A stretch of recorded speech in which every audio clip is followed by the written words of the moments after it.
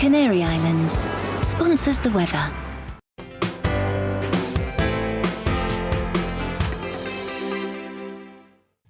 Hello, look who's back again. Amazing. And I managed to have a costume change about 3 times in the past hour. I hope you noticed that. Welcome to the show. Over the next hour, we're going to speak to a Scottish Lib Dem MP about new restrictions and a Tory member of the Welsh Assembly. Yeah, and we'll also be joined by a leading scientist researching how the Omicron variant could pose new dangers by evading our immune system. All that to come after the latest GB News with Simon Pusey.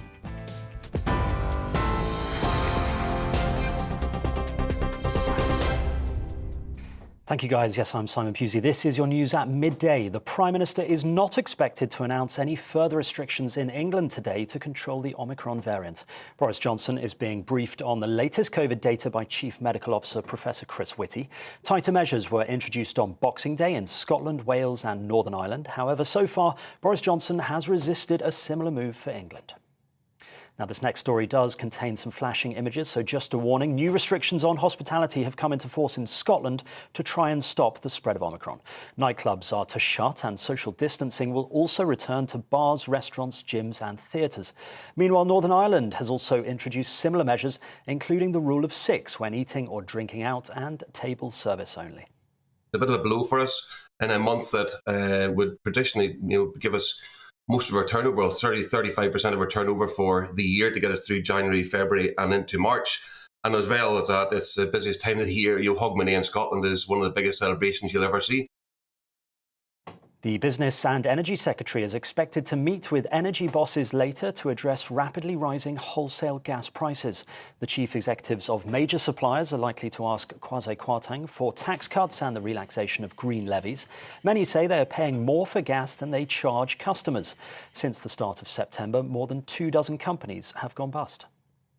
West Mercia Police have formally apologised to the family of ex-professional footballer Dalian Atkinson over his death. The 48-year-old who played for Aston Villa died in 2016 after PC Benjamin Monk kicked him in the head at least twice and tasered him 3 times. Monk was convicted of manslaughter and jailed for 8 years in June. Chief Constable Pippa Mills said a police uniform does not grant officers immunity to behave unlawfully or abuse their powers. The Metropolitan Police are investigating a video linked to a man arrested at Windsor Castle on Christmas Day while carrying a crossbow. The video, obtained by the Sun newspaper, shows a masked figure addressing the camera and appearing to make threats toward the Queen. Police say the suspect has been sectioned under the Mental Health Act.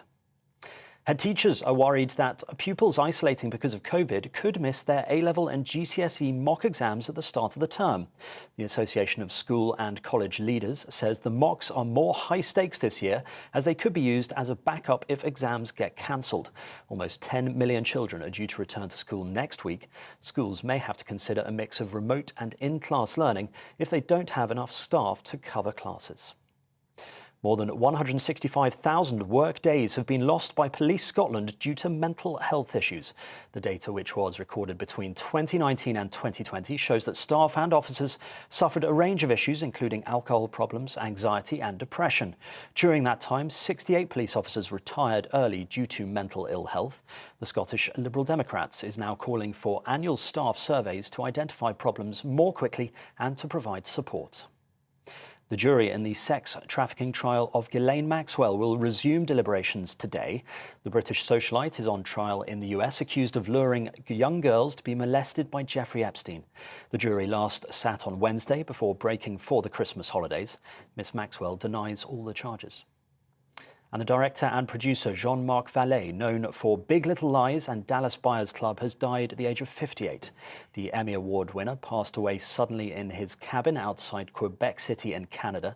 Mr. Vallée was acclaimed for his naturalistic approach to filmmaking, directing stars including Reese Witherspoon, Nicole Kidman and Matthew McConaughey. That's your news update. I'll be back in around an hour's time with the latest headlines. Now back to Paul and Alex.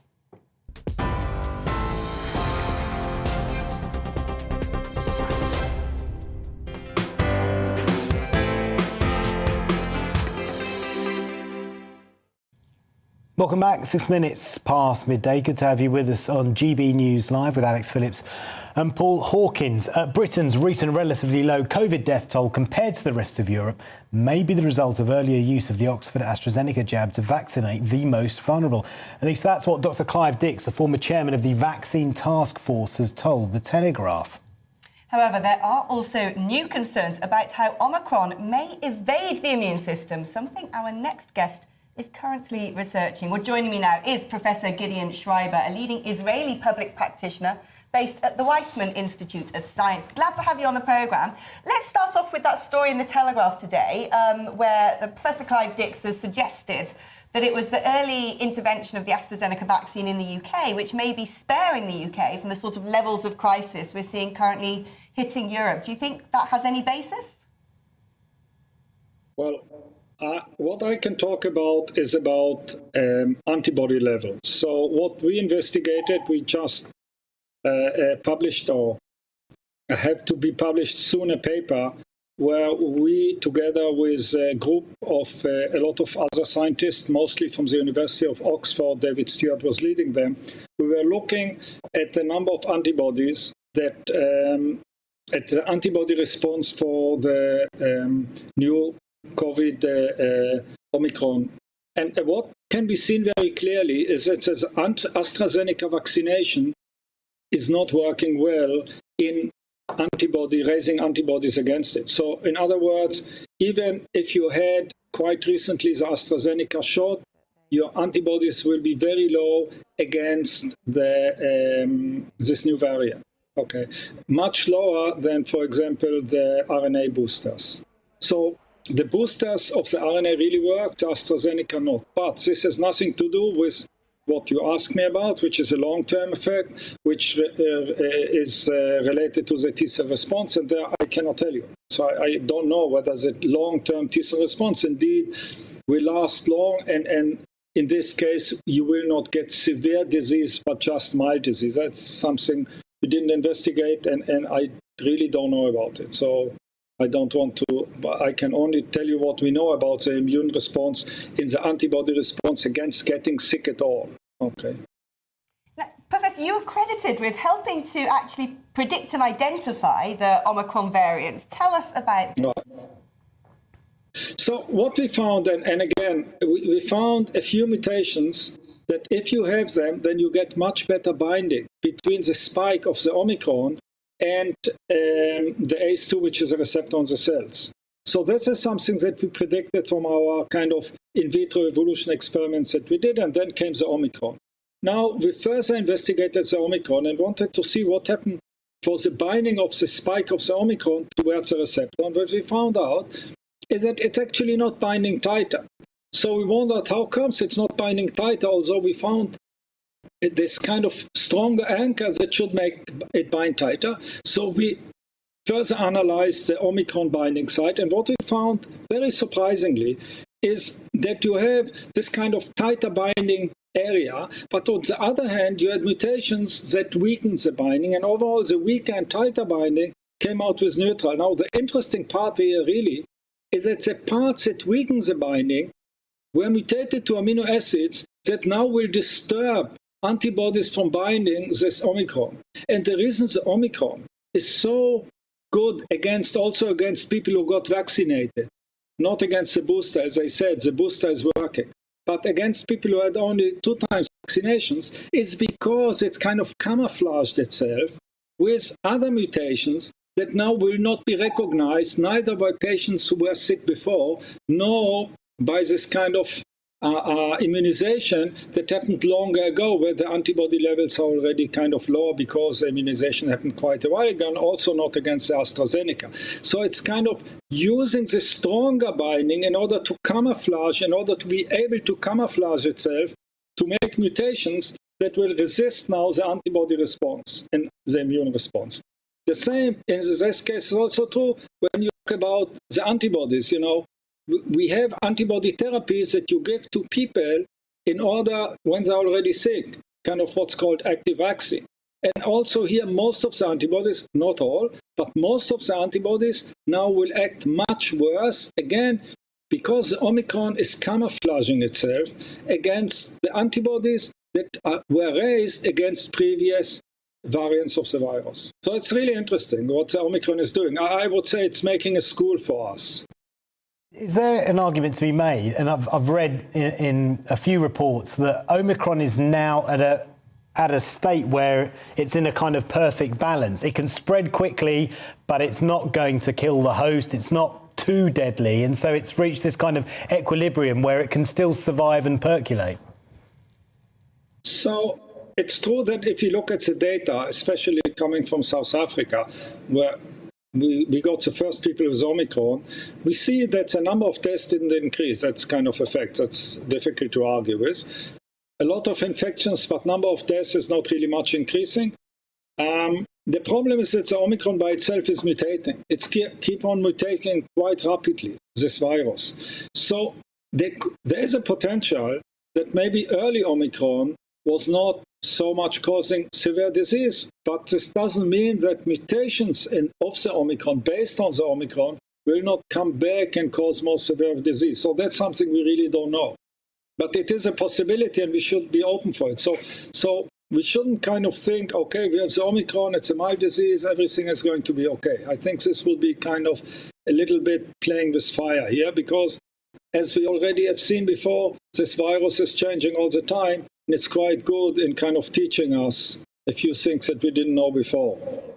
I mean, in Israel, they are already giving people a fourth vaccine. Is that the right route to go down? Are we looking at a future now where the majority of the population are going to be having to receive vaccinations, booster jabs in perpetuity? If we are more precise, then they don't give yet the fourth vaccination in Israel. They announced it about a week ago. There were big arguments after that, whether it's at all needed, the fourth vaccine. Now I was reading today in the newspaper, so that's all I know about it, that now they consider maybe to give it only to people above 70 who are really the highest risk group. So I would say it's still open. People are not really convinced. What is clear is that the booster is working well against Omicron. One would guess it depends also when did you get the booster. Did you get it 4 months ago, 5 months ago, or 2 months ago? I guess this has also something to do with it. Clearly, there is no intention right now to give to everybody, maybe to some risk groups. And this is, as I said, it's now a matter of deliberation. It's not closed at all yet, because there are no good data currently to prove that it is actually needed. It's something, so that's why it's something still on debate. Well, where we just keep having boosters every 6 months.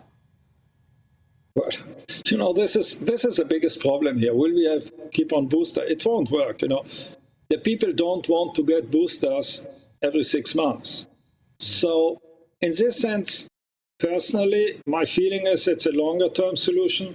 Will be that we have, on one hand, we have vaccinations for the more elderly, the more problematic population. And then we have drugs that are coming out, and we heard about the Pfizer drugs. It seems to work actually good. It works like a protease inhibitor, the same kind of basic mechanisms that the HIV drugs works on.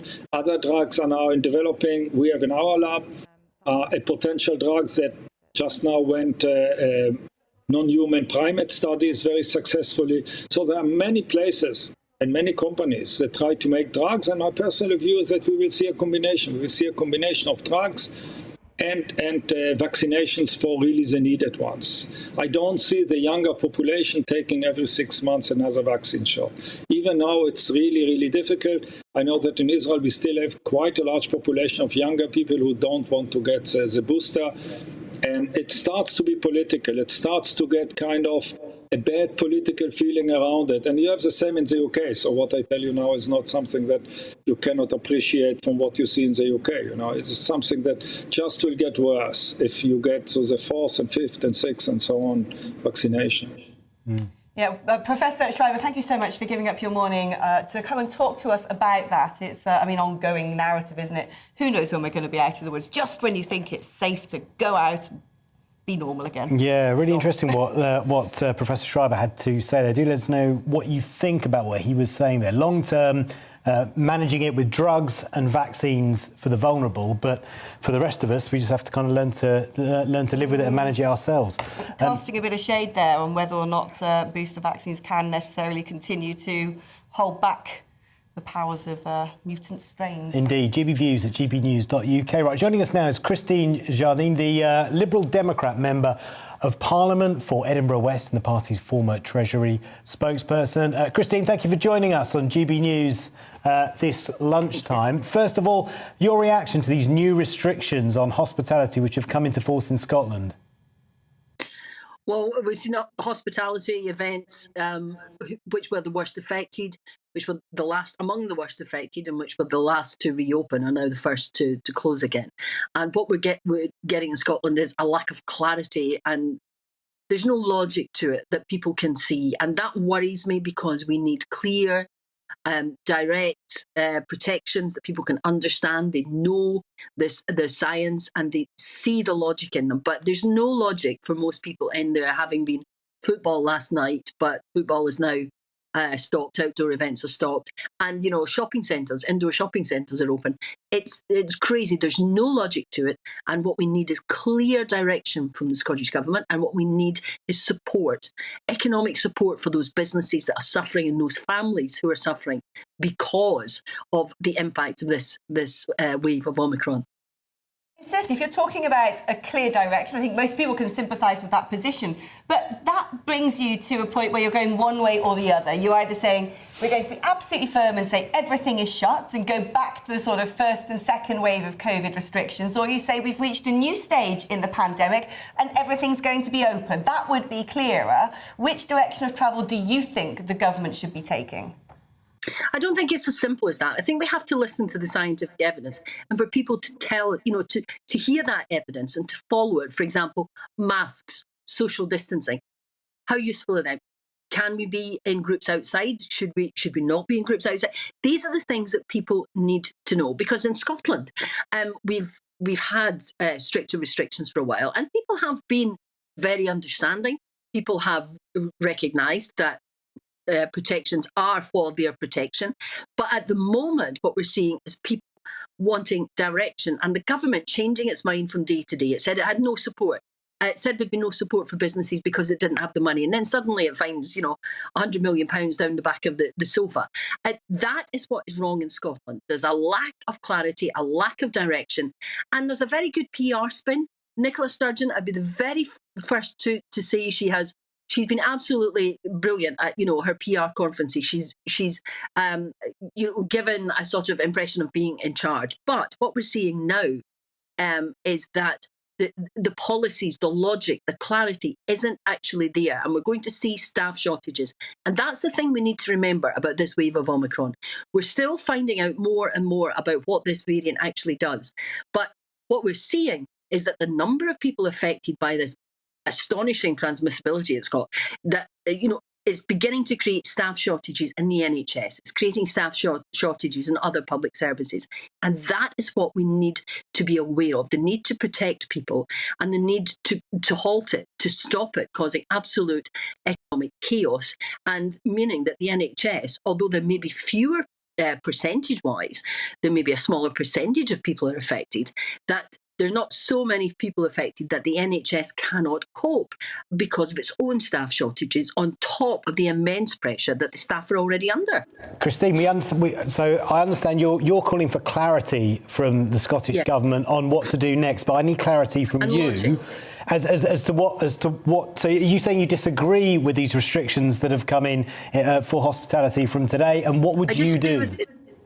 I disagree with the way it's been done. We're not seeing the evidence. What we should always be doing is following the evidence, following the scientific advice, and seeing what they're saying. But wasn't the advice from the scientists? The advice from the scientists was to introduce these restrictions now as a cautious approach. That was the advice to ministers. Yeah, but what we're seeing in Scotland is change every so often, and there's no logic to it. And people need to have confidence that they will follow the protections, they will follow the guidelines willingly if they have confidence that it's in their best interest and it's there to protect them. But what the Scottish Government is doing is changing from day to day. Nicola Sturgeon saying one thing, then John Swinney says another, then yet more advice comes out through a committee rather than... So that's what the problem is in Scotland. It's this lack of confidence now in what the government are saying and that they'll stick to it. Because remember, in Scotland, we had the worst infection rates earlier this year in Europe.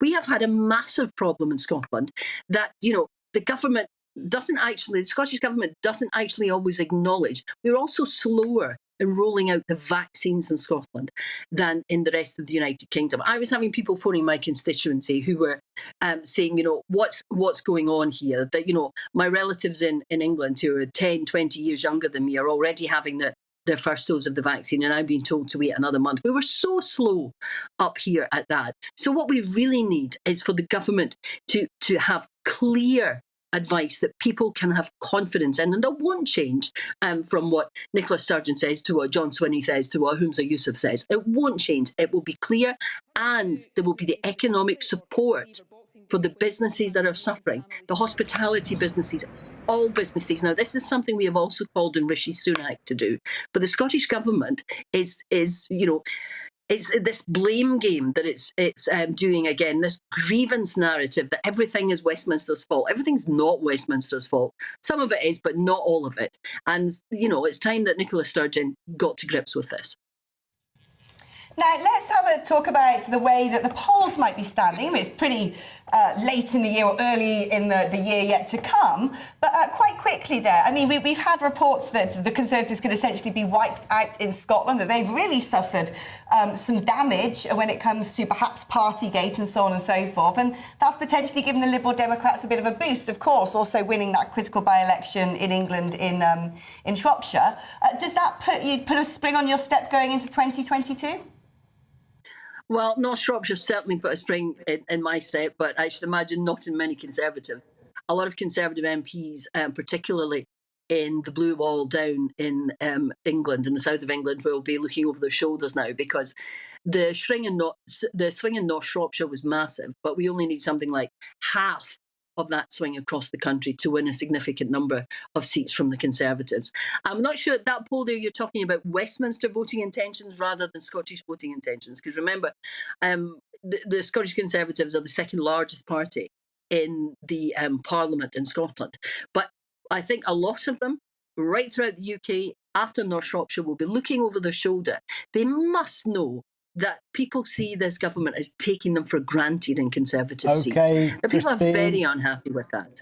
OK, Christine, listen, we're going to have to leave it there, but thank you so much for speaking to us, Christine Jardine there, the Lib Dem MP for Edinburgh West, joining us on GB News. Right, lots to come in just a moment. Before that, let's take a look at the weather. It's time to remind ourselves there's always another winter. Canary Islands sponsors the weather.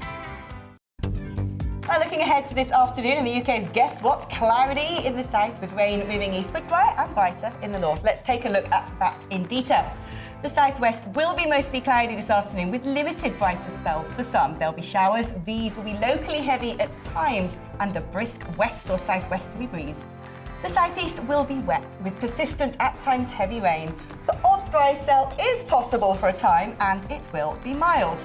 South Wales will be cloudy with outbreaks of rain. These will also turn heavy at times. It'll be breezy here, but also feel mild. The northwest of England will also be mostly cloudy with hill fog lingering. Then patchy outbreaks of rain will gradually edge in from the south later in the day, feeling milder than of late.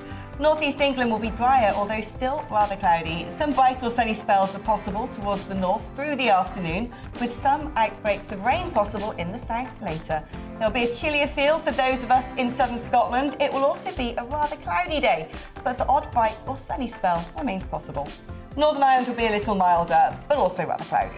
The odd shower is also possible, along with a few brighter spells in the east. It'll be rather breezy too. Remaining dry and clear in the north, the rain elsewhere edging east with showers following in the west. And that is how the weather is shaping up for the rest of the day. Canary Islands sponsors the weather.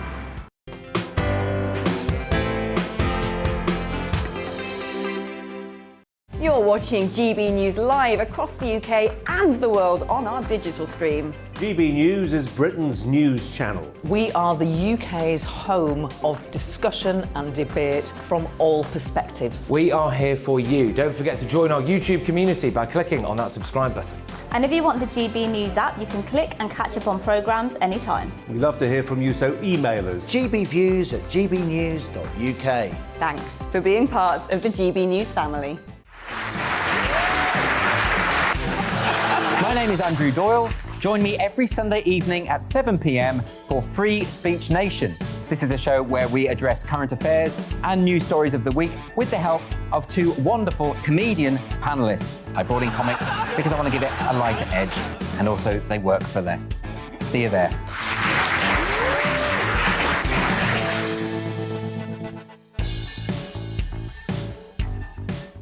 Join my show Farage, 7 p.m. till 8 p.m. Monday through Thursday, and there you will get opinion, analysis, debate, and I'll cover stories that nobody else dares to touch. And then for the last 15 minutes, talking pints. We're over a drink. We have a civilised conversation with someone. We very often disagree, but we do it in a grown-up way. Come and join me on Farage.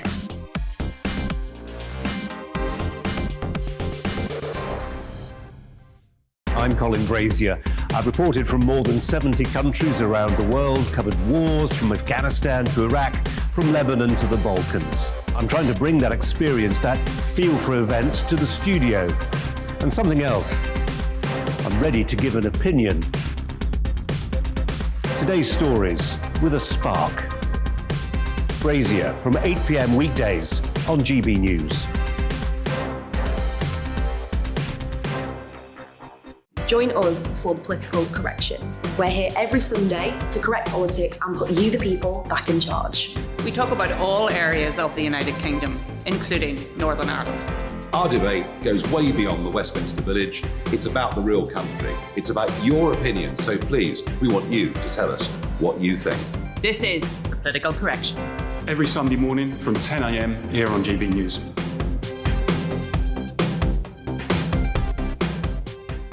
You're watching GB News live across the UK, the world, and our digital stream. GB News is Britain's news channel. We are the UK's home of discussion and debate from all perspectives. We're here for you. Don't forget to join our community by hitting the subscribe button. And download the GB News app so you can click and catch up on programmes anytime. We love to hear from you. Email us at gbviews@gbnews.uk. Thanks for being part of the GB News family.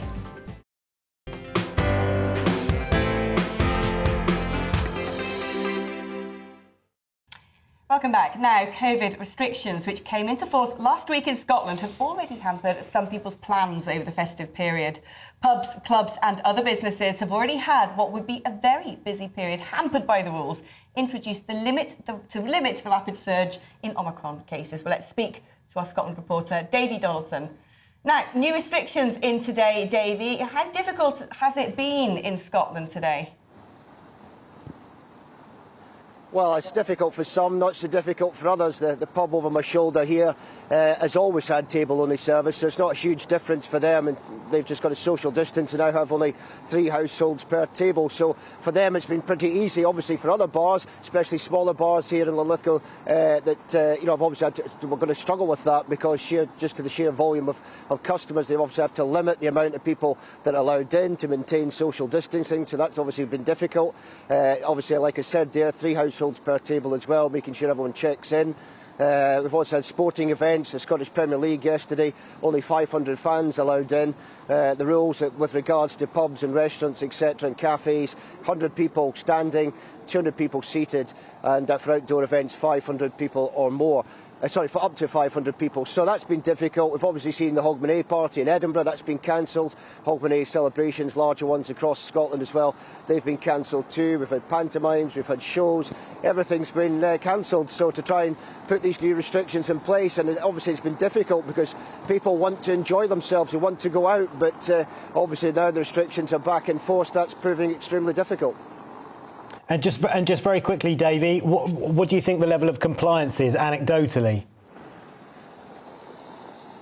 Yeah, I think people are complying with it. Obviously, they have to, and the businesses have to as well. As I say, it's been more difficult for some rather than others. The bar next to me already had table service only, so obviously it's much easier for them. In terms of customers, well, they seem to be complying. It looks pretty busy on the high street here. There's lots of people going in and out of pubs and restaurants. So, people are obviously just deciding to get out the house and say, look, let's get out, we'll stick to the restrictions, we'll book a table, and we'll make sure we've only got 3 households at that table, simply to try and get out and enjoy themselves as best they can during the festive season. All right, many thanks, Davey. That's our Scotland reporter, David Donaldson, there with the latest on those restrictions that have come into force in Scotland.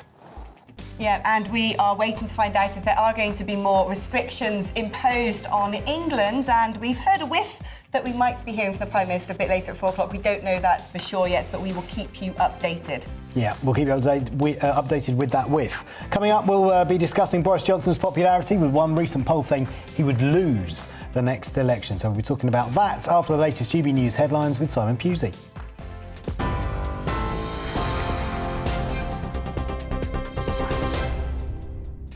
Thank you, Guess. Yes, I am Simon Pusey, and here are your latest headlines. The Prime Minister will decide today whether or not to impose fresh restrictions to try and reduce the spread of Omicron across England. Boris Johnson will be briefed on the latest COVID data by Chief Medical Officer Professor Chris Whitty. He'll also consider the current levels of pressure on the NHS.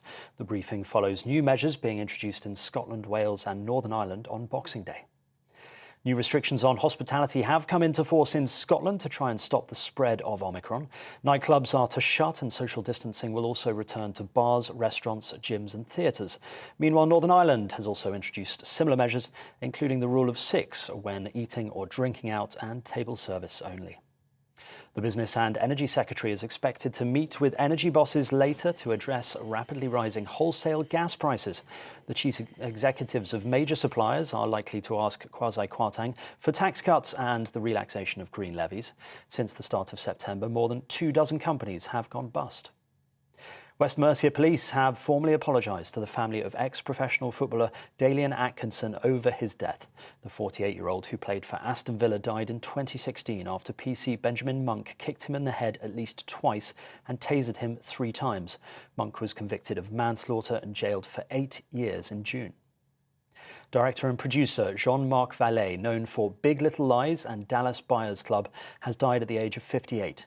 The Emmy Award winner passed away suddenly in his cabin outside Quebec City in Canada. Mr. Vallée was acclaimed for his naturalistic approach to filmmaking, directing stars including Reese Witherspoon, Nicole Kidman and Matthew McConaughey. You're right up to date. I'll be back with more news on today's stories at the top of the hour. Back to Alex and Paul.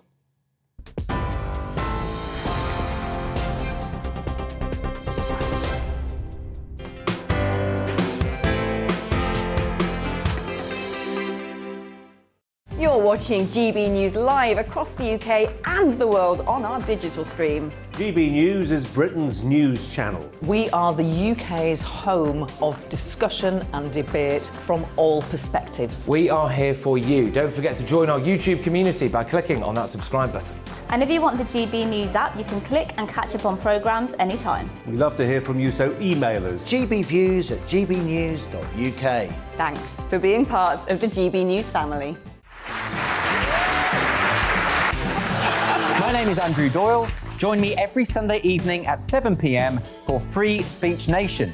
This is a show where we address current affairs and news stories of the week with the help of 2 wonderful comedian panellists. I brought in comics because I want to give it a lighter edge, and also they work for less. See you there.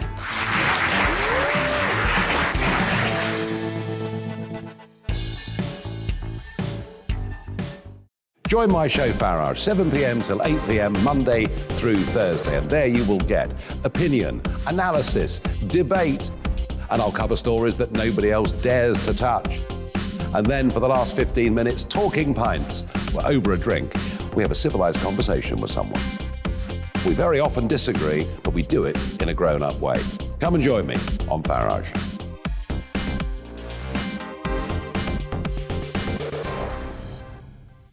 I'm Colin Brazier. I've reported from more than 70 countries around the world, covered wars from Afghanistan to Iraq, from Lebanon to the Balkans. I'm trying to bring that experience, that feel for events, to the studio. And something else. I'm ready to give an opinion. Today's stories with a spark. Brazier from 8 p.m. weekdays on GB News.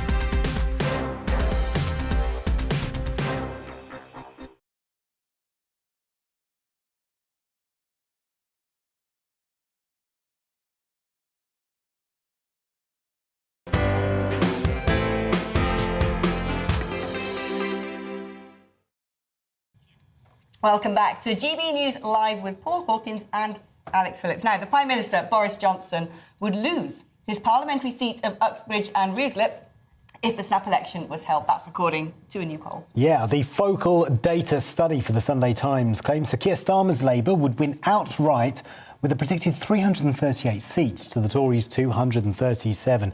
The reality is that Boris Johnson still, though, has a strong majority of 79 seats, but his has waned after a series of scandals from sleaze to lockdown parties. Yeah, well, joining us now is former Downing Street advisor and political commentator Sean Worth. Sean, lovely to have you on the show again.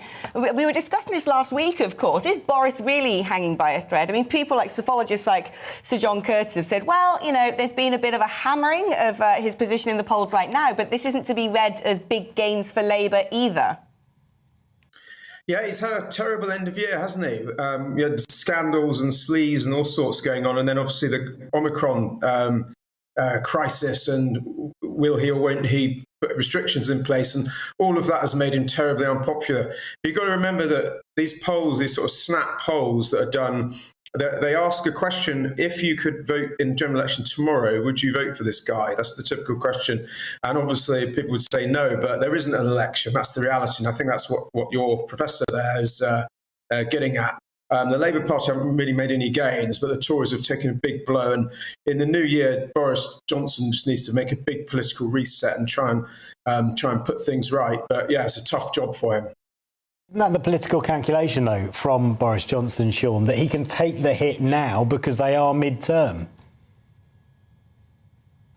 Yeah, mid-term polls are always very difficult, and incumbent governments tend to get unpopular mid-term.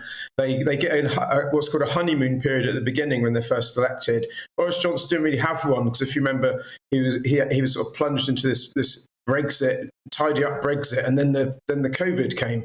So he hadn't really got a chance to set out his political agenda properly. So what tends to happen is you get a bounce when you first come in, then people get bored of you and things go wrong and scandals happen and all the rest, as they do with every government. And then you get a chance basically towards a general election to say, right, here's what I'm going to do next. Here's the great things I've done and here's what we're going to do next. And then the polls tend to go up again. So yes, midterm polls are very difficult normally, but they're especially difficult at the moment because, as I say, Boris Johnson's had just such a terrible end of year and really needs to put a reset together for January. Yeah, so how does he reset that? Because I know there are a lot of unhappy Conservative MPs, and they're unhappy because of the way he's handled each of the problems that have come down the track. It's not so much the problems themselves, it's the way he's dealt with them. So how would you be advising him? Yeah, that's exactly that. I think that the problems he's encountered haven't actually been that big a deal. I know they don't look great, you know, sleaze scandals and issues of people having parties when the rest of us couldn't even go to a funeral. But they're not big issues like defence, health, you know, education. And these are the things that he's got to get back to, a domestic agenda. If I were advising him to your question, I would put a big programme together of house building, because there's still a massive house building crisis. It would create lots of jobs. It could, you know, Boris Johnson, he doesn't look great when he's doing speeches. He's a bit dishevelled, but he loves getting out on campaigns and putting a hard hat and a high-vis vest and, you know, getting out on a building site, shaking hands with people. I just do it. There's a whole load of money in the Treasury set aside in the budget for house building. I do a big regional, which would speak to the levelling up agenda, big regional push on construction, house building, just get him out on a domestic platform, you know, doing physical things. Because nothing's really happened yet in his government. Would that be enough to regain trust, though? I understand the reasons for that policy and announcing that policy, but there's been a lot of questions raised over the man's personal integrity. Would that be enough to claw that back? I don't know the truth is that question, because the funny thing with Boris Johnson is that he's had this sort of checkered past, hasn't he? But people sort of don't seem to care because he's so great at campaigning and doing these speeches where he says Britain is going to lead the world in this or that, and here's my policy, here's my vision. His problem is he hasn't actually put anything together, any policy together. So I still think that people will forgive his sort of personal foibles. But I do accept the point that you made about the grip of Number 10 Downing Street on the political agenda. And you certainly need to see some grown-ups running the show, for want of a better metaphor. When these issues come along, as they always will, you've got to have a strong grip on them. We know that those statistics that have been blacked out over the festive period showing the rate of growth of Omicron, hospitalisations and so forth are due to be released at 4 o'clock, and Boris Johnson will be holding a virtual meeting with Sir Patrick Vallance and Sir Chris Whitty.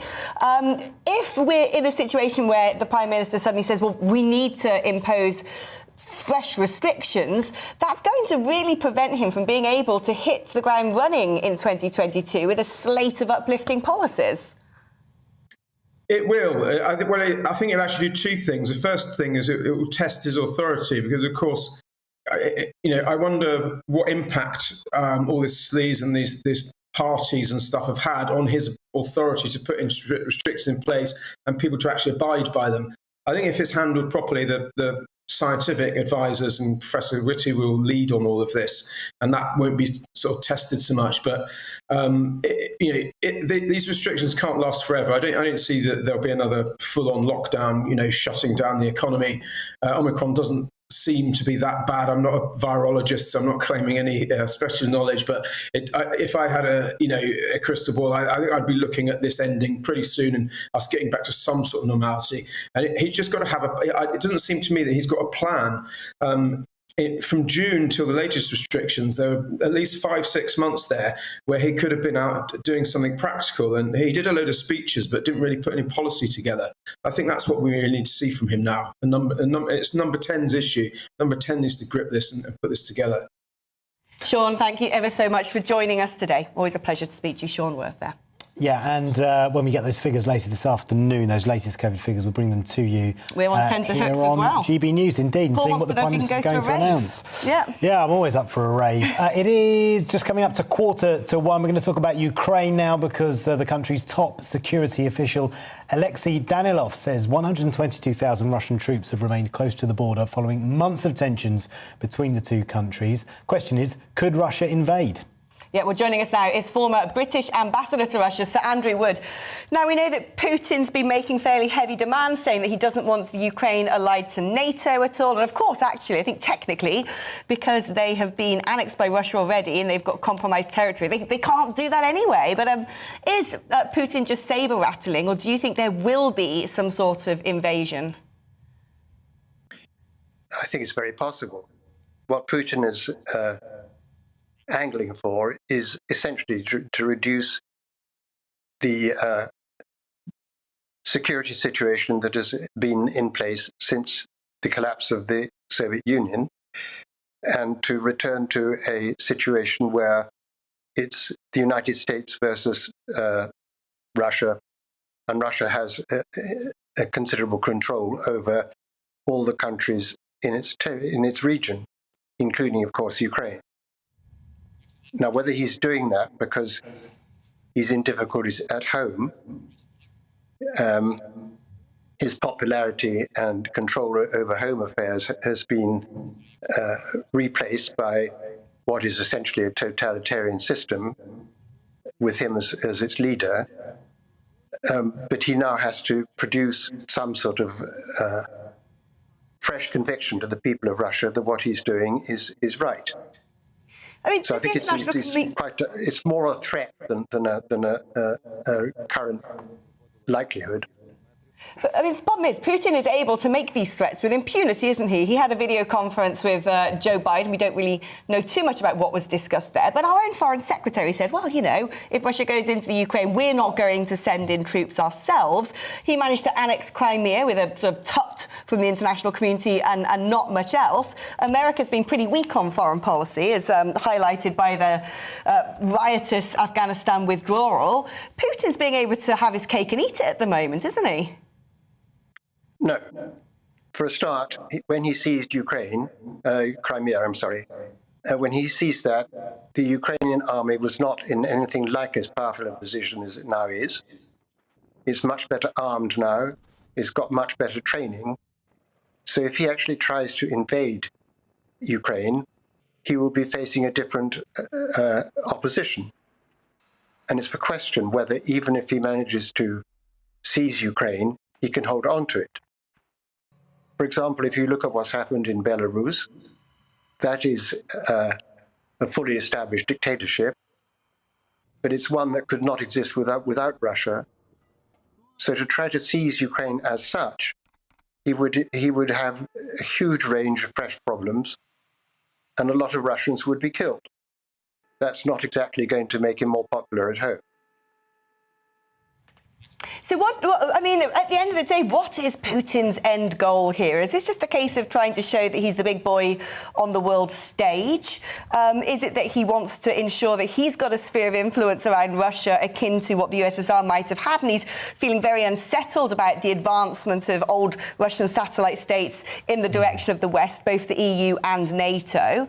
Or is there something else? Is this about gas pipelines? What are his objectives, do you think? Well, in the end, his problem is the Russian people. He is trying to establish an absolutely secure grip for himself and his immediate circle on the Russian people. He thinks that, well, sometimes it's actually quite hard to know what he really does believe. But if he seriously believes that NATO is determined to destroy Russia, that is simply not true. If he seriously believes that all his problems in Russia are caused by the rest of us, that is simply not true. He has set up a state which is dysfunctional and quite widely unpopular with the Russian people themselves. So in that sense, this is a distraction. What he wants to do is to prove that he can remain in power more or less until he dies, and to establish himself as a great power for some generalized reason. It's difficult for me anyway, to understand in terms of rationality what it is he's trying to do. It's a dangerous course for him and for us. Yeah, well, thank you so much. That's Sir Andrew Wood there, who's a former British ambassador to Russia. He should know a thing or two about what might be going on in Putin's head, but pretty hard to decipher, apparently. Like many Russians, he seems to be a very good chess player. Indeed. It is just going up to 10-1. We're going to look back at the cricket overnight in Australia, day 2 of the third Ashes Test in Melbourne, which did happen despite a COVID outbreak in the England camp. Australia well on top, as usual, with the bat, comfortably surpassing England's dismal score of 185 runs all out earlier this morning. Meanwhile, in the football, it was a goal-packed Boxing Day in the Premier League. 28 goals across the 6 games that did go ahead. Yeah, it was a thriller at Manchester City, who extended their lead at the top to 6 points with a 6-3 win over Leicester. Chelsea also kept their title hopes alive, beating Aston Villa 3-1, and Romelu Lukaku scoring on his return. Elsewhere, Arsenal hit 5 at Norwich. 5! Spurs eased past Crystal Palace. Southampton won at West Ham, while Brighton got the better of Brentford. Newcastle host Manchester United at St James Park tonight. Yeah, joining us now is football broadcaster and writer Aiden Mcgee. Aiden, thank you for speaking to us. First of all, we'll talk about tonight's game in a moment, but yesterday there were lots of goals. Why? Why? I think there was probably a compromise in terms of the quality of the players on show. There were a lot of players missing, maybe the sides who are maybe the underdogs. I mean, it was interesting Southampton going to West Ham and winning 3-2. Their manager, Ralph Hasenhüttl, maybe not a terrible run of form. They go to West Ham, who weren't in great form themselves, but it's still a tough trip. He said afterwards that the enforced COVID break on his squad has actually helped the players. I mean, the Premier League... So COVID's been a benefit to them? I don't think many people would have advised him to say that, but he was asked the question and he gave an honest answer. And I think, judging by the performance, I wouldn't have backed them to go there and win 3-2. I wouldn't have backed them to score and then score 3 goals. And loads of fans there as well. It was a great day for them. But he came out afterwards, the manager, and said, yeah, COVID probably helped us. But there were loads of other stories elsewhere. Chelsea went to Aston Villa with a bit of a depleted squad, won 3-1. At that point, Manchester City were 9 points ahead in the Premier League. Chelsea cut that back to 6, but I'm looking at Manchester City now, they look quite unassailable to me. This time last year, they clicked into gear in December and they rattled home. They really did. They even could afford to take the foot off the gas in the last month of the season. That's how good they are. That's how strong that squad is. 9 goals in that game with Leicester. I know, astonishing. I mean, they were out of the blocks so quickly. 4 goals in 25 minutes. To be fair, though, I mean, Leicester were looking at... People were speculating that this was going to be a 10-0 defeat. And, of course, Leicester inflicted a 9-goal defeat on Southampton 2 years ago, didn't they? And they thought they might be in for the same in return, this time from Man City. But to be fair, they re-energised themselves at half-time. They came out and they've got 3 goals back. Nobody scores 3 goals at Manchester City unless Manchester City down to 9 or 10 men. So they got it back to 4-3. But what did Manchester City do as soon as they saw a bit of trouble, as soon as they saw a bit of high water? They get 2 more goals. They can just pull away at will, it would seem. Yeah. And tonight, Manchester United against Newcastle. How do you see that one going? Look, Newcastle have won once at Old Trafford since 1973. That was back in 2013 with the Johan Cabaye goal, right? So it's a tough trip anyway at the best of times. Newcastle have been expected to fulfil their fixtures recently. Man United haven't played for a couple of weeks, so the rest factor comes into it as well. That's going to be difficult. You've also got a farcical situation at the bottom of the table in the bottom 3. Burnley are currently 18th, Newcastle are 19th. Newcastle play tonight. We think the game's going to go ahead. There's nothing to suggest to the contrary. So you're going to have a situation where, as of tonight, Burnley in 18th, they're going to have 4 games in hand over Newcastle. Now, that brings into focus the argument about having this circus break. It sounds a bit of a circus. Yeah, it does, yeah. Some of these players are walking a tightrope. Yeah, I like that. Oh, very good. So we're having that situation where the Premier League likes to keep the homogeneity of the league in terms of the fixtures played. They don't like having games in hand mounting up. You've got to play these fixtures at some point. So if you'd had a break, yes, you'd have a backlog of fixtures, but at least you wouldn't have the competition affected by saying, well, you know, Chelsea are 4 points ahead of this team, but the team below them has got 6 games in hand. 6 games in hand don't mean a lot when the schedule's as heavy as it is right now, so it brings with it problems. Yeah, definitely. And actually, sort of COVID causing uncertainty there, and also in the cricket, which looked like it may not happen. Late last night, you know, there were some COVID tests in the England camp. We didn't know whether the game was going to, whether the test match in Australia was going to happen, and then it did. Yeah, there were the announcements this morning, weren't there? But I mean, I think a few of us in the studio are probably quite regretful that it happened, because they're not playing very well at all. I was thinking, yes, they're going to get out of the cricket with COVID. I know, but it's 31 for 4. They're chasing the target. They're still 51 short of what Australia is. Yeah, making them bat again. Yeah, we had a discussion backstage, didn't we? Backstage, off in the office. Yeah, we're not in showbiz, but we had a chat about it. You said yourself you weren't particularly hopeful that England would do anything in this series. Possibly the preparation wasn't particularly good, and they just can't bat. Joe Root's very successful, he's had a very successful year. He's been very consistent for England, but the rest of them just aren't doing it. Yeah, they're not doing it, and I just don't know what the problem is. Why England can't bat, and they haven't been able to bat for ages. No, they haven't. But with the exception of Joe Root, of course, I think in the top 4 or 5 in the world at the moment in terms of his batting average. However, you've got to give credit to the Australian pace attack as well. They've got some good bowlers there, haven't they? And they keep skittling us out all the time. It's a tough trip anyway, going down there. England don't win there very often. It's kind of reminiscent of the 90s when we were kids, when we just wake up in the morning and England had been bowled out for a pathetic score. Yeah, horrible. Facing 90-mile-an-hour balls with like 50,000 Australians bellowing in your ears. Yeah, I know. It was terrible. But I'm going to QPR later on, so I'm looking forward to my first match. How good are you on rugby? Not that great. Oh, do you know that is a sport worth talking about? It is a sport worth talking about. Sadly, nothing's happening. Really. Nothing's happening. Gloucester beat Bath yesterday, 40-20. Can I just say that's big news where I come from? Leicester won their 10th Premiership game in a row yesterday. There you go. So you didn't know anything about rugby? To talk about, and that's a proper sport. Right, maybe we'll be doing rugby in the next hour. We'll have a conference on it. Aidan, thank you very much. No problem at all. Aidan Mcgee there, sports journalist speaking to us on GB News. Right, in the next hour, we'll be talking fox hunting, whales and Spider-Man. And maybe not rugby. Not all together, but imagine that. That could be quite a confusion. But first, here's your weather forecast. It's time to remind ourselves there's always another winter. Canary Islands sponsors the weather. Looking ahead to this afternoon in the UK is looking cloudy in the south with rain moving east but drier and brighter in the north. So let's take a look at the details. The southwest mostly cloudy this afternoon with limited brighter spells for some. There will be showers, these locally heavy at times and a brisk west or southwesterly breeze. The southeast wet with persistent at times heavy rain. The odd dry spell is possible for a time. It will be mild. South Wales, though, cloudy with outbreaks of rain. These will also turn heavy at times. It will be breezy here, but also feel mild. The northwest of England will also be mostly cloudy with hill fog lingering. Then patchy outbreaks of rain will gradually edge in from the south later in the day, feeling milder than of late. Northeast England, drier, although still rather cloudy. Some bright or sunny spells are possible towards the north through the afternoon, with some outbreaks of rain possible in the south later. There will be a chillier feel for those of us in southern Scotland. It will also be a rather cloudy day, but the odd bright or sunny spell remains possible. Northern Ireland will be a little milder, but also rather cloudy. The odd shower is also possible, along with a few brighter spells in the east. It will be rather breezy too. Remaining dry and clear in the north, and the rain elsewhere edging east with showers following in the west. And that is how the weather is shaping up for the rest of Monday. Canary Islands sponsors the weather.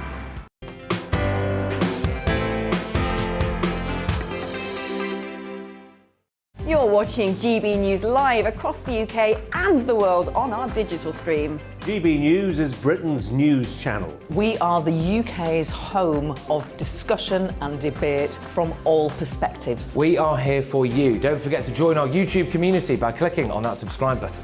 And if you want the GB News app, you can click and catch up on programmes anytime. We love to hear from you, so email us. gbviews@gbnews.uk. Thanks for being part of the GB News family. My name is Andrew Doyle. Join me every Sunday evening at 7 p.m. for Free Speech Nation. This is a show where we address current affairs and news stories of the week with the help of two wonderful comedian panellists. I brought in comics because I want to give it a lighter edge, and also they work for less. See you there.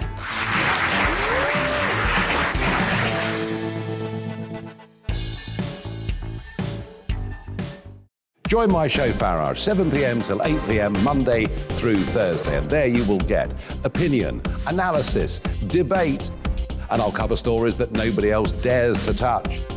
And then for the last 15 minutes, talking pints. We're over a drink. We have a civilised conversation with someone.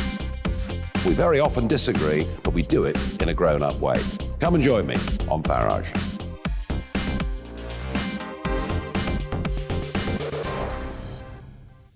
I'm Colin Brazier. I've reported from more than 70 countries around the world, covered wars from Afghanistan to Iraq, from Lebanon to the Balkans. I'm trying to bring that experience, that feel for events, to the studio.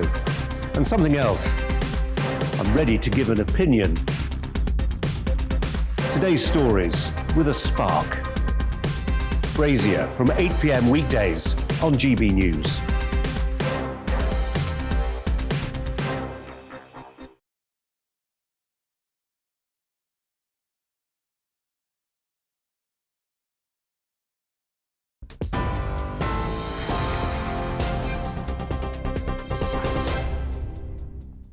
Hello, I'm Simon Pusey. This is your news at 1 o'clock. The Prime Minister will decide today whether or not to impose fresh restrictions to try and reduce the spread of Omicron across England.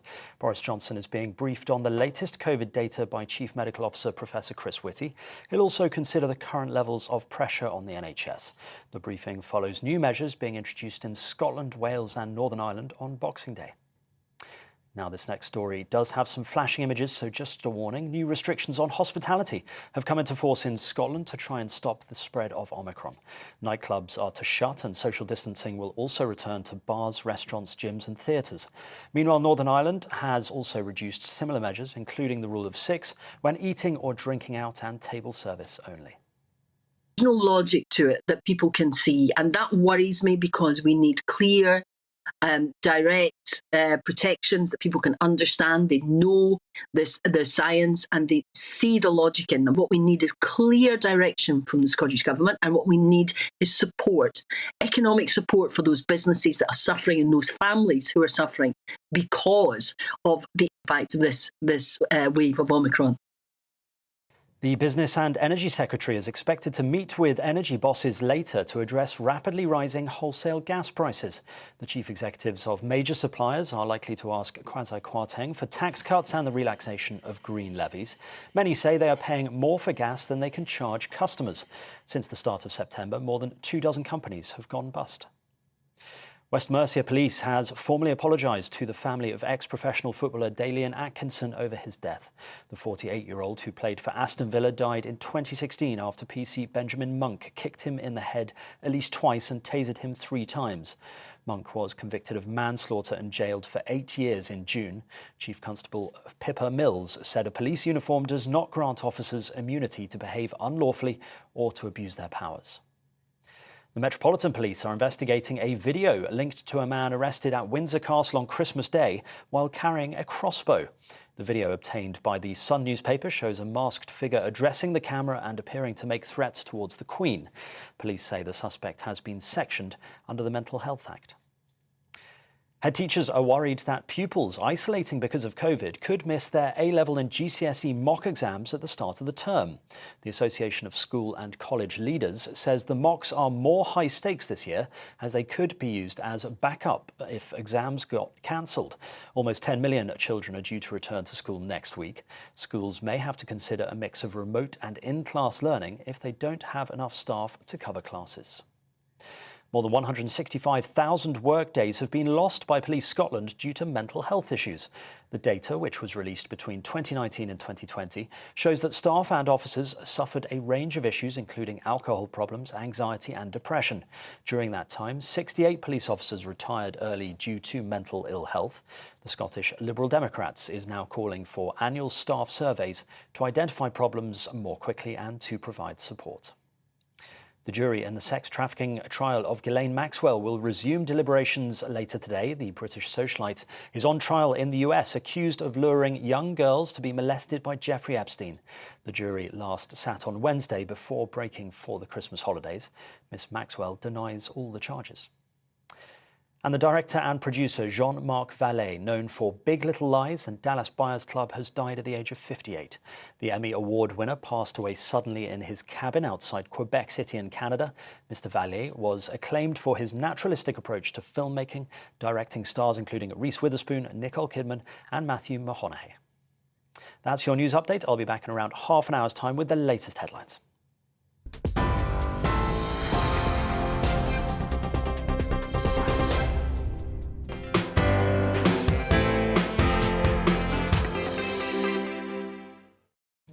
Welcome back to GB News Live with Paul Hawkins and Alex Phillips. Now, next up, hunting.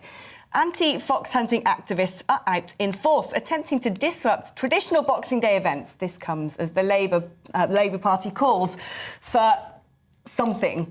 For even stages, I think, and fake forms of hunting, known as trail hunting. Sorry about that, just we're trying to keep up with ourselves on this 27th of December. So they want all forms of hunting, even trail hunting, to be completely outlawed on all public land. Yeah, one group not impressed by Labour's stance is the Countryside Alliance, who've accused them of class war. Let's speak to their chief executive, Tim Boner. Tim, really good to talk to you this morning. Thank you for speaking to us. What's the matter with banning? Well, first of all, just explain for us, for those who don't live in the countryside, why fox hunting is so important to you.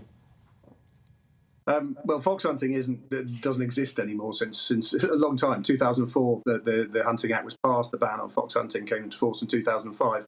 But hunting as a whole has continued, and it's a sort of critical glue around many rural communities. It's something that brings people together. Which they celebrate the hounds, their communities, the infrastructure there. The hunts have been welcomed by farmers for no fee onto their land for generations, and it's a slightly odd, idiosyncratic, very dangerous if you're riding horses across countryside activity, but something which is a glue for many rural communities, as I say. I mean, when fox hunting was banned, people spoke about the welfare of foxes, possibly the welfare of the dogs included as well. But Labour wants to see something far stricter and deeper than that. I'm not entirely sure what their motivation is. But what would you say in response to them saying that even trail hunting now should be outlawed? Well, it is, and I understand your confusion because it is frankly utterly bizarre. They spent 700 hours of parliamentary time in the run-up to 2005. It was a long time ago now, but a lot of people will remember the extraordinary effort that was put into banning. It was a 7-year parliamentary campaign, apart from anything else, and nearly everyone involved in that has accepted that the whole thing was a disaster and a complete waste of time, including the Prime Minister at the time, Tony Blair, who called it a mistake. No one who's looked at this law suggests it's a good law. It hasn't saved the life of a single fox. It doesn't stop you killing foxes. And actually, there are many other methods of killing foxes, and people tend to take that option now. So the idea that after all that waste and all that, all that time that could have been spent, think of all the things that time could have been spent on, that the Labour Party now wants to resuscitate this issue, and I'm afraid it goes to the core of the whole debate, which was never about animal welfare. It was never about the countryside. It's some sort of weird class war totem within the Labour Party, and it's bad for the countryside, obviously, but it's also really bad for the Labour Party. And the sensible people within the Labour Party know perfectly well that they have a real problem in the countryside. There's 199 rural seats in the countryside, and Labour hold just 17 of those. And if they're ever to form a government again, they desperately need to retain credibility. And the way you're not going to do that is try to suggest to people in rural constituencies that hunting is the most important issue on your agenda. It's bizarre. Yeah, well since you brought up the countryside, Tim, looking at the Conservative Party's credibility, certainly in North Shropshire, a very rural area, and they were hammered in the recent by-election. Absolutely, and there is opportunity. The countryside is not blue by default. It's not that long ago that many of the most rural constituencies were held by the Liberals, by the Liberal Democrats, and as North Shropshire has shown us, people are willing to vote somewhere else. But at the moment, Labour are almost telling people in the countryside not to vote for them. It's a bizarre political strategy, as I said. And there is an understanding. Keir Starmer made a very good speech, actually, to the National Farmers Union earlier this year, where he accepted that Labour had a real problem with its relationship with rural communities, and that it needed to refocus on key issues. I mean, there are rural crime, affordable housing, broadband, the access to services. These are all critical issues for people in the countryside. Hunting is a tiny activity. Very few people take part in it. They should be able to do that, obviously, and obviously doing it legally. But it's not an issue. It shouldn't be anything that there's a debate about. Yet the only issue that Labour are prominent on in rural, as far as the rural community is concerned, is this one. And I think it would be a great benefit both to the countryside and the Labour Party if hunting was removed from the political agenda, frankly. Yeah, I mean, now we know that the chasing of the fox has been spared, but in terms of the hunts that do still take place, where they aren't chasing foxes, but a scent or however that operates, are people participating in those activities actually finding themselves under increasing attack by people protesting it and saboteurs? I wouldn't say increasing attack. I mean, there's always been a weird element, because, and this is, as I said earlier, this hunting has become this sort of totem cipher for class war, which the left aren't supposed to fight, but they really want to. We know that, and so you've got a very small group of people who carry out this activity, and an even smaller group of people who are desperate to stop them doing that for all sorts of reasons. I would argue very few of which have got to do with animal welfare. And then you've got the vast majority of people, both in the country as a whole and in the countryside, who frankly would be better off if everyone spent their energy on more important issues. So, I mean, there always has been, going back in time, a small group of anti-hunting activists who are desperate to upset people. But there'll be over 200 hunts out this morning, and I should think, I'd be surprised if more than 2 or 3 dozen of them have any significant protesting element. Most of them in rural communities from Cumbria to Durham to Cornwall to Kent will go off, in perfectly normal style, rather wet if it's anything like here. In Wales and Scotland, unfortunately, they've had to move the meets because obviously there's limits on outdoor activities. But on the whole, they'll be going on as they've been going on for 150 years. And why anyone thinks that continuing this political debate over an issue which is frankly dead and buried anyway, why they think that's good politics or good for anyone, I struggle to understand. Tim Bonner from the Countryside Alliance, thank you for speaking to us on GB News this afternoon. Really appreciate it. Thank you. Do let us know what you think at home. gbviews@gbnews.uk. Now, coming up, we'll discuss how nightclubs will be affected should the government announce COVID restrictions this week. But first, let's take a little look at the weather. It's time to remind ourselves there's always another winter. Canary Islands sponsors the weather. Well, looking ahead to this afternoon, it's not going to be as nice as the Canary Islands because the UK is looking cloudy in the south with rain moving east, but drier and brighter in the north. Let's have a look at the details. The southwest will be mostly cloudy this afternoon with limited brighter spells for some. There will be showers and these will be locally heavy at times with a brisk west or southwesterly breeze. The southeast, meanwhile, will be wet with persistent and at times heavy rain. The odd dry spell is possible for a time, but it will be mild. South Wales will be cloudy with outbreaks of rain. These will also turn heavy at times. It will be breezy, but also feel quite mild. The northwest of England will also be mostly cloudy, with hill fog lingering. Then patchy outbreaks of rain will gradually edge in from the south later in the day, but it will be feeling milder than of late. Northeast England will be drier, although still rather cloudy. Some bright or sunny spells are possible towards the north, though, through the afternoon, with some outbreaks of rain possible in the south later. There will be a chillier feel for those of us in southern Scotland. It will also be a rather cloudy day, but the odd bright or sunny spell remains possible. Northern Ireland will be a little milder, but also rather cloudy. The odd shower is also possible, along with a few brighter spells in the east. It will be rather breezy too. Remaining dry and clear in the north, the rain elsewhere edging east with showers following in the west. That is how the weather is shaping up for the rest of the day. Canary Islands sponsors the weather.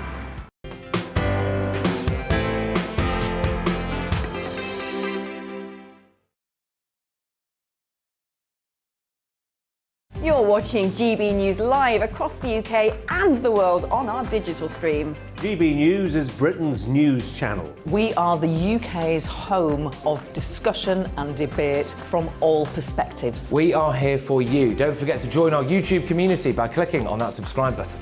And if you want the GB News app, you can click and catch up on programmes anytime. We love to hear from you, so email us. gbviews@gbnews.uk. Thanks for being part of the GB News family. My name is Andrew Doyle. Join me every Sunday evening at 7 p.m. for Free Speech Nation. This is a show where we address current affairs and news stories of the week with the help of 2 wonderful comedian panellists. I brought in comics because I want to give it a lighter edge, and also they work for less. See you there.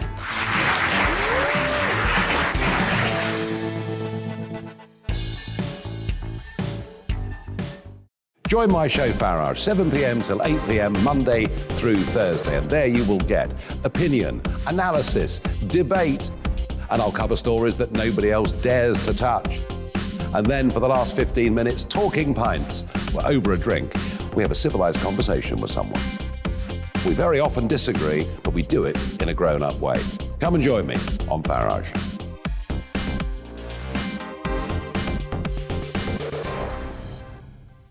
I'm Colin Brazier. I've reported from more than 70 countries around the world, covered wars from Afghanistan to Iraq, from Lebanon to the Balkans. I'm trying to bring that experience, that feel for events, to the studio. And something else. I'm ready to give an opinion. Today's stories with a spark. Brazier from 8 p.m. weekdays on GB News.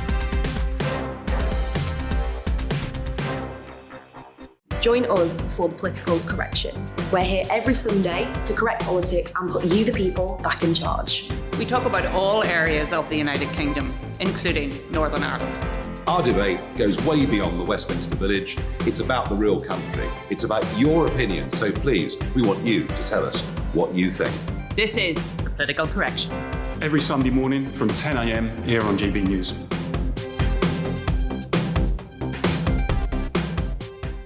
You're watching GB News live across the UK, the world, and our digital stream. GB News is Britain's news channel. We are the UK's home of discussion and debate from all perspectives. We're here for you. Don't forget to join our community by hitting the subscribe button. And download the GB News app so you can click and catch up on programmes anytime. We love to hear from you. Email us at gbviews@gbnews.uk. Thanks for being part of the GB News family.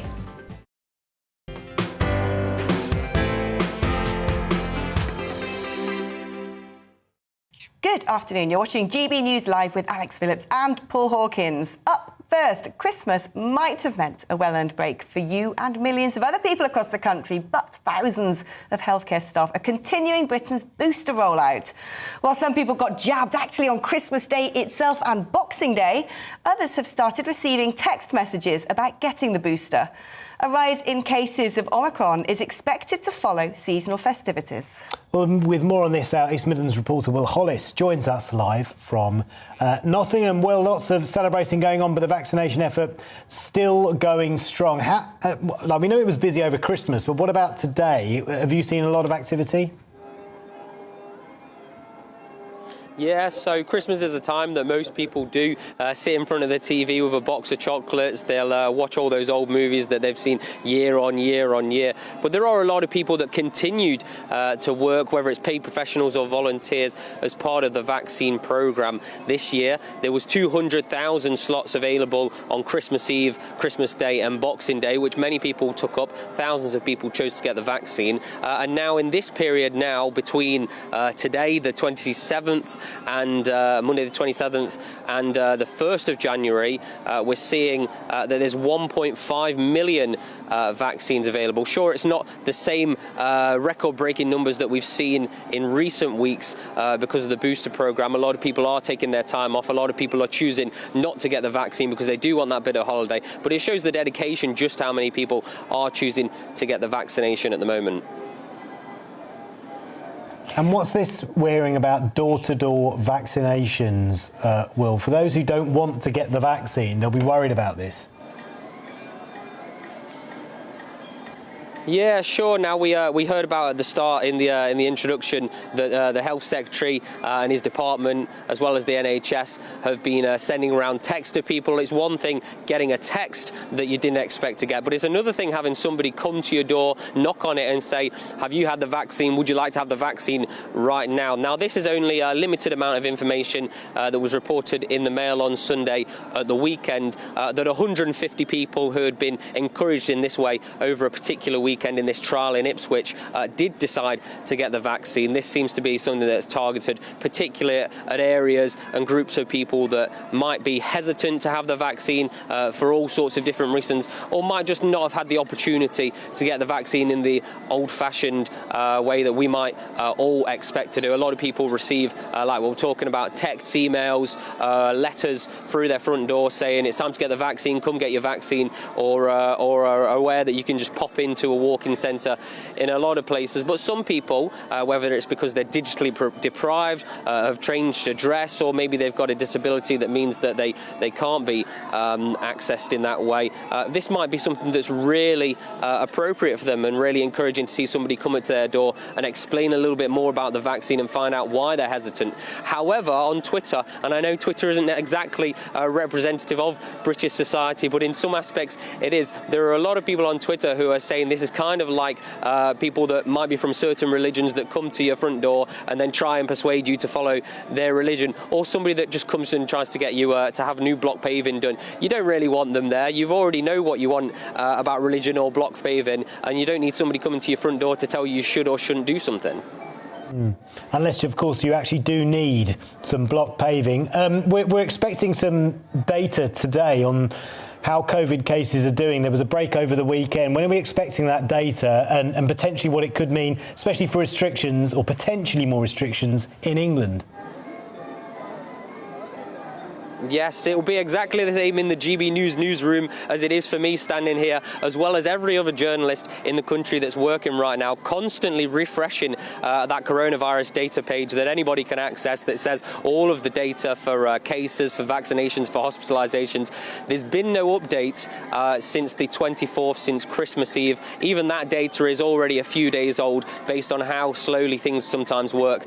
We know throughout this pandemic that they often say that there's a few days wait. A bit of a lag on the data, so we're always a few days out on the news that we're reporting, but we haven't got any sort of data from the last 3 or 4 days from the Christmas period. The last data available was 122,000 cases of coronavirus, and I think about 30,000 of them were the Omicron, if my memory serves me well. So we are still waiting on that new data, and that's what the Prime Minister is being briefed about today. The news that we've been hearing about having these Zoom calls, these meetings with Patrick Vallance and Professor Chris Whitty to talk about not only the cases but also hospitalizations.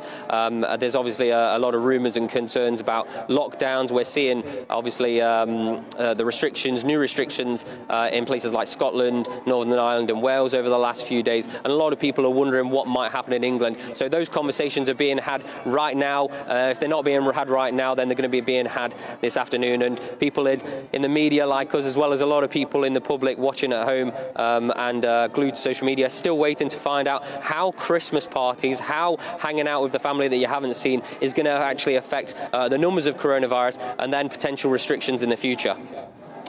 Yeah, some absolutely striking statistics have been released over that period, haven't they? We're still waiting on official confirmation of how they look and what's going on. That's Will Hollis there reporting for us as we wait on tenterhooks to find out if Boris is going to introduce new statistics and restrictions.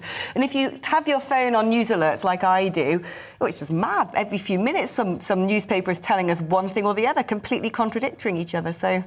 yeah, lots of speculation in the media, but we will bring you the data when it emerges here on GB News later this afternoon. Now, we heard about the situation in Scotland earlier in the show, but now Wales, where new COVID restrictions were introduced today, including limits on social gatherings, the hospitality sector and leisure. We're going to talk about that. No more than 6 people are allowed to meet at pubs, cinemas and restaurants. Outdoor events are now limited to 50 people with a maximum capacity of 30 for both public and private indoor events, with nightclubs shutting.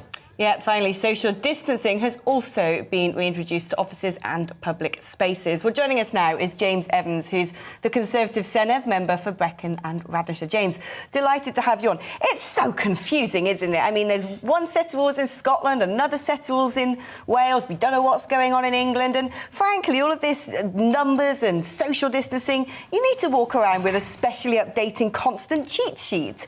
Why is it such a mess? Well, that's a good question. Why is it such a mess? And I think you put it very plainly yourself. It is extremely confusing having different rules right the way across the country. We've seen here in Wales, Mark Drakeford has brought new COVID rules back. We have not seen the data as to why he has brought these restrictions out. He has gone early in my view and my party's view.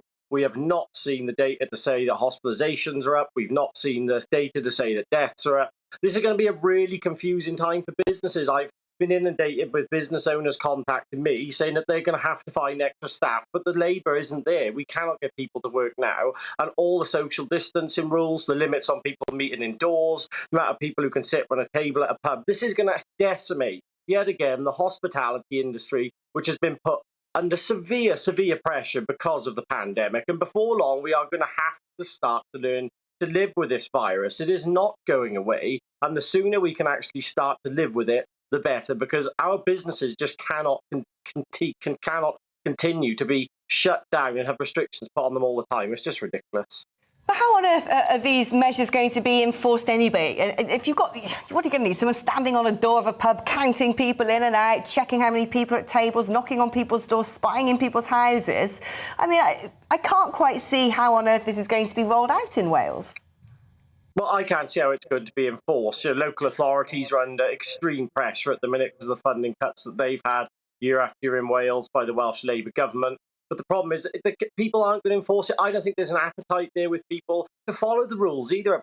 Pubs are going to be under severe pressure. The hospitality sector. I was talking to a pub owner the other day who had numbers and numbers of people cancelling on them, and they've had stock brought in from suppliers that they've had to throw away. That's supply chain issues. How are they going to pay their bills? It's just confusing. I don't see how this is going to work. And as I said, we just need to start to learn to live with this virus, because I think Mark Drakeford's doing this to make himself relevant again, because people are losing faith in his government here in Wales. I was talking to a number of people this last week since he announced these further restrictions who just don't see. They think it's madness. Mark Drakeford always used to say, we're following the science. The only thing I think Mark Drakeford's following now is any way to keep himself relevant again.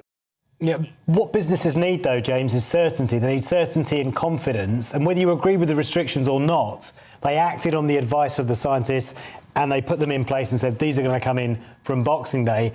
In England, there's been a lot of uncertainty and it was very last minute. And then Boris Johnson said, no, actually, if there are going to be any restrictions, it won't be until after Christmas.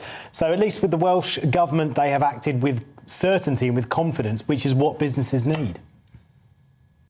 What I think businesses want us to do is just to actually get back to normal again. I think that's what businesses want. Businesses do need certainty. My family-run businesses, ourselves, and does need certainty. But what Mark Drakeford is doing is continually closing down certain parts of the economy. And if you don't have a strong economy, you can't fund the public services like the NHS, like our councils, the people actually helping us respond to this pandemic. But I think the UK Prime Minister is doing as much as he can to try and keep businesses open. So we don't know what restrictions are going to come in England. It's been, so look at my Twitter feed, it's buzzing all the time with different news outlets saying this, one saying that. So it'll be interesting to see what the Prime Minister's got to say. But I hope he doesn't bring in restrictions. I hope we continue as we are, because I am not seeing no scientific data to say that we need to bring in more restrictions. Hospitalizations are 83% down than what they were last year. That's a figure we need to start telling people. Let's be more confident and upbeat, because the mental health of the nation is taking a huge hit. I think people, to the uncertainty of not knowing where we're going. I was talking to a cousin of ours yesterday. Their child only knows hand sanitizing and face masks. They don't know life before that. We need to get back to normal as soon as possible so we can start living our lives again, growing the economy, and actually just getting on with the jobs that we all want to do. I get from the Welsh Government's point of view, they have an obligation to public health. Of course, the economy is important. They've got to balance that with their commitment to public health. And what they would say is that they have to be cautious, because if the data turns out to be wrong, then they'll be hauled over the coals for it. But then if you haven't got a strong economy to pay for the public health service, how on earth are we going to get there? Because that's true as well. It's a balancing act. It's a balancing act. The economy will inadvertently start killing people, because you've got to pay for the health service somehow. And if you can't get the economy moving again, you will never have the great NHS which we have. And I do want to pay tribute to all those NHS staff and workers who are doing their utmost to actually save people's lives, because I think they've done a fantastic job. But let's get back to normal, because our business community cannot stick any more restrictions. And I do not think there's an appetite within the British and Welsh people to actually have any more restrictions anymore. Yeah, I mean, it's going to cause quite a bit of tension, isn't it, if England doesn't have restrictions placed upon it, and yet Scotland and Wales do. I mean, that's going to get people pretty upset, I'd imagine. Well, people are upset now, that there's a publican who I speak to regularly on Twitter who says, people come across the border for their holidays. They don't quite know what the rules are. You feel a bit like the mask police, the COVID police all the time. It's very confusing for people. And when people are confused, they tend to stay at home. They don't want to go out and spend money. They don't want to go out and see their families. And having different rules across the UK is not the best way to deal with this situation. We should have one generic set of rules right across the United Kingdom, because that's the way you will actually tackle this, not having different restrictions across the UK. It's just madness.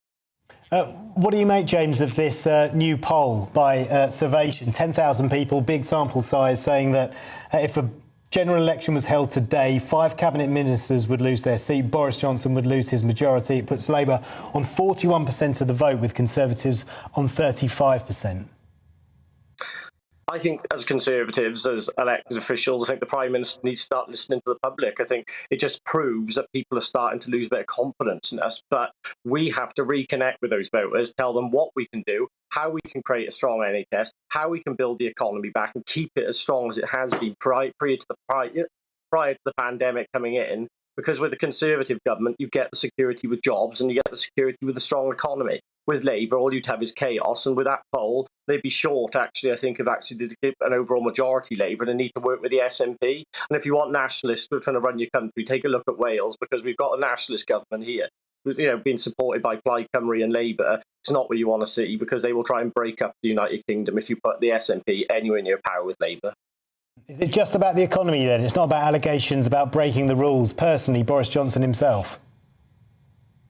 What the Prime Minister done, the Prime Minister will have to answer to his own critics about that. I'm not going to get drawn into a debate about what the Prime Minister has or hasn't done. I think we are all in public office and follow the Nolan principles. And I personally believe if you set the rules, and as elected officials, we should follow those rules. That's my personal view, and I won't get drawn into any further on that one. James Evans, thank you ever so much for joining us today and discussing those different regulations that have come into force yesterday in Wales. They have as well in Northern Ireland and Scotland. It's a bit of a pickle, isn't it? I can't keep up with any of it. Yeah, indeed. In fact, nightclubs in Northern Ireland, Scotland and Wales are now closed in a bid to curb the spread of the Omicron variant. Meanwhile, nightclub owners in England have warned that dozens of venues across the country will go bust if a lockdown by stealth means they are unable to welcome guests as near to normal as possible on New Year's Eve. We're going to talk about that in just a moment, but before that, let's take a little break.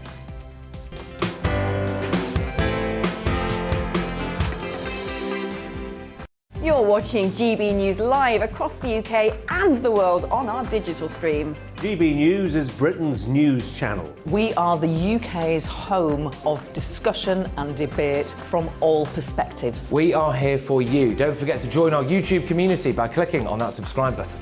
And if you want the GB News app, you can click and catch up on programmes anytime. We love to hear from you, so email us. gbviews@gbnews.uk. Thanks for being part of the GB News family. My name is Andrew Doyle. Join me every Sunday evening at 7 p.m. for Free Speech Nation. This is a show where we address current affairs and news stories of the week with the help of two wonderful comedian panellists. I brought in comics because I want to give it a lighter edge, and also they work for less. See you there.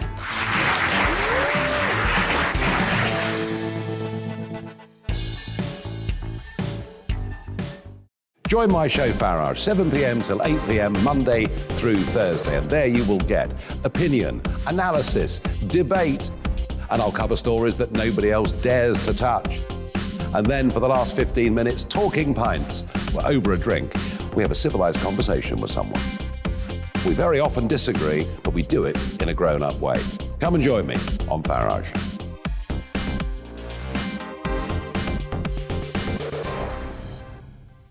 I'm Colin Brazier. I've reported from more than 70 countries around the world, covered wars from Afghanistan to Iraq, from Lebanon to the Balkans. I'm trying to bring that experience, that feel for events, to the studio. And something else. I'm ready to give an opinion. Today's stories with a spark. Brazier from 8 p.m. weekdays on GB News.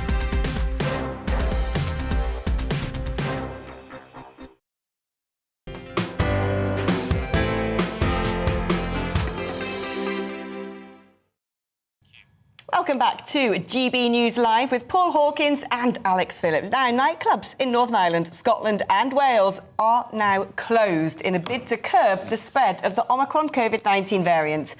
Meanwhile, nightclub owners in England have warned that dozens of venues across the country will go bust if a lockdown by stealth means they are unable to welcome guests as near to normal as possible on New Year's Eve. Well, let's chat to the Chief Executive of the Nighttime Industries Association, Michael Kill. Michael, Christmas and New Year are normally nightclubs' busiest times. Everyone likes going up and having a knees up during the festive period, but for a second year in a row, that's not been the case.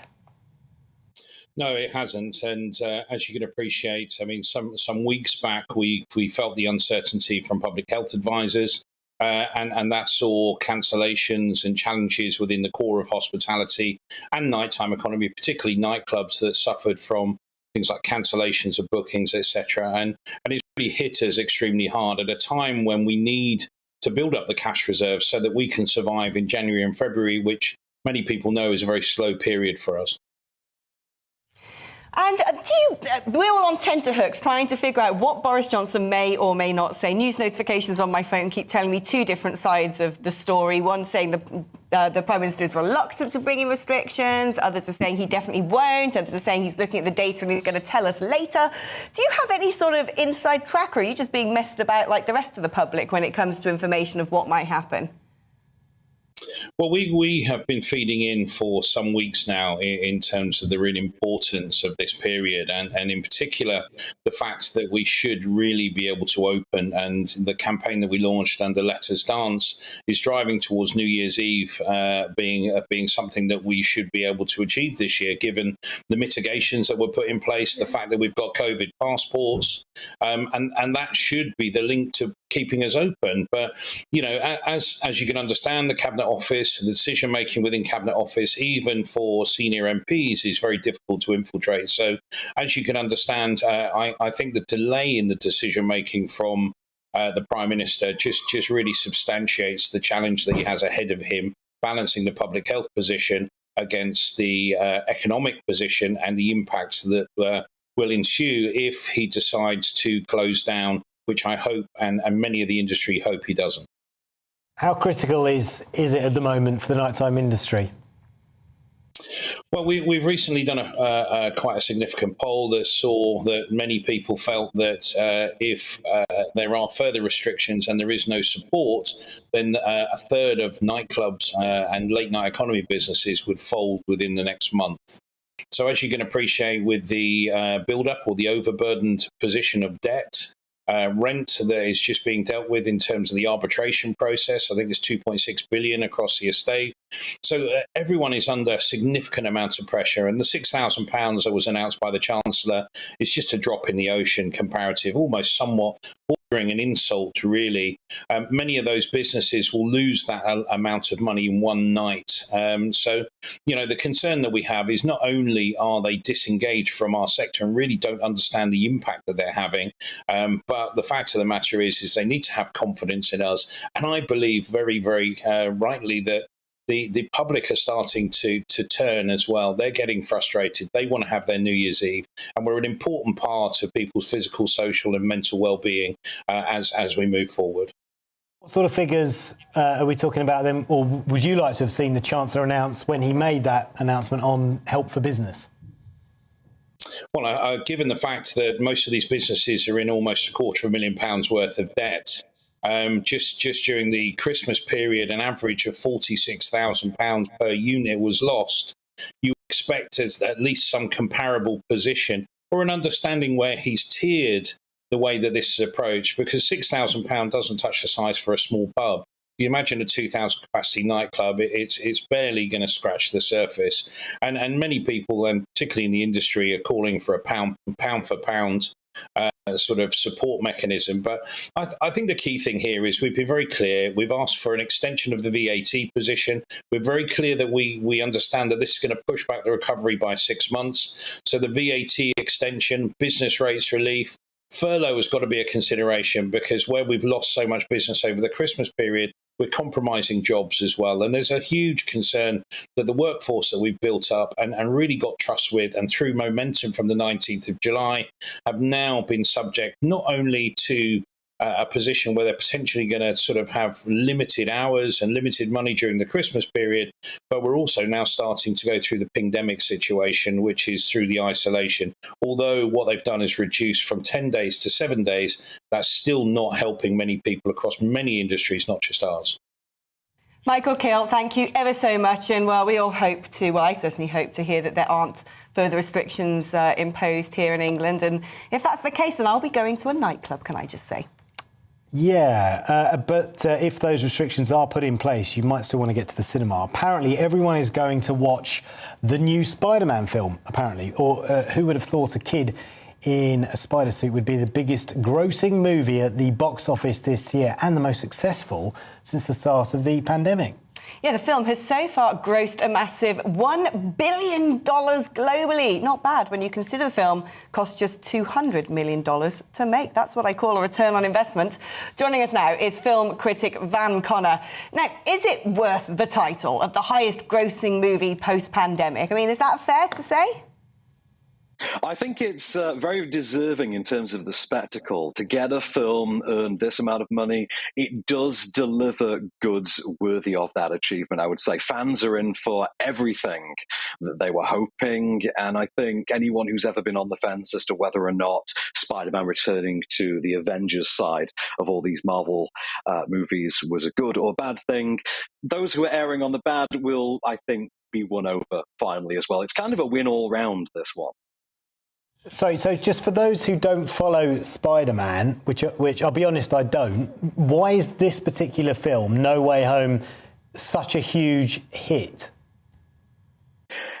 This is very much a love letter to fans of not so much just this distinct Spider-Man, but fans of Spider-Man as a live-action brand in cinema for the past 20 years. We're coming up on the 20th anniversary of Sam Raimi's original 2002 Spider-Man, which was a movie that was a game changer. It remains a game changer. It was one of the very first movies. I think it was the record breaker for opening day box office.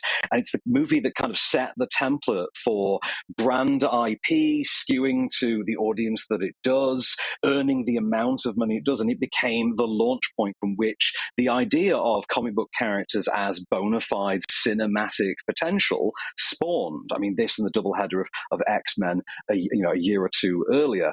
This movie in particular builds on fans who've been with Spider-Man as a brand, anyone who's basically grown up with Spider-Man in cinemas, which, given that it's now been 2 decades, that's a lot of people now. And as I understand it, there's also a new Batman film coming out soon as well, some of which was filmed in Scotland. Could that supplant the success of Spider-Man?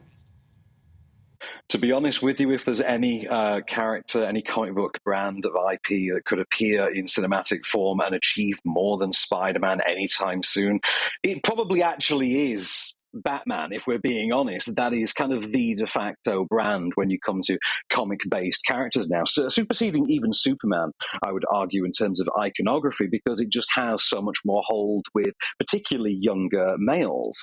Batman, the new iteration, is going to be called The Batman. That's out in March. It's directed by Matt Reeves, who gave us the last 2 Planet of the Apes reboot movies. It stars Robert Pattinson of the Twilight series as a new, darker, more psycho Bruce Wayne. He's very much of a Tim Burton-y edge on him again, a bit more scruffy, a bit more haggard, a bit more, Scarecrow-like in a weird way. And this one has a series of villains, the Riddler, the Penguin, there's a Catwoman in there, you've got an Alfred the Butler played by Andy Serkis, a.k.a. Gollum, and funnily enough from those Planet of the Apes movies. This one looks like Seven with Batman in it. It could really be something.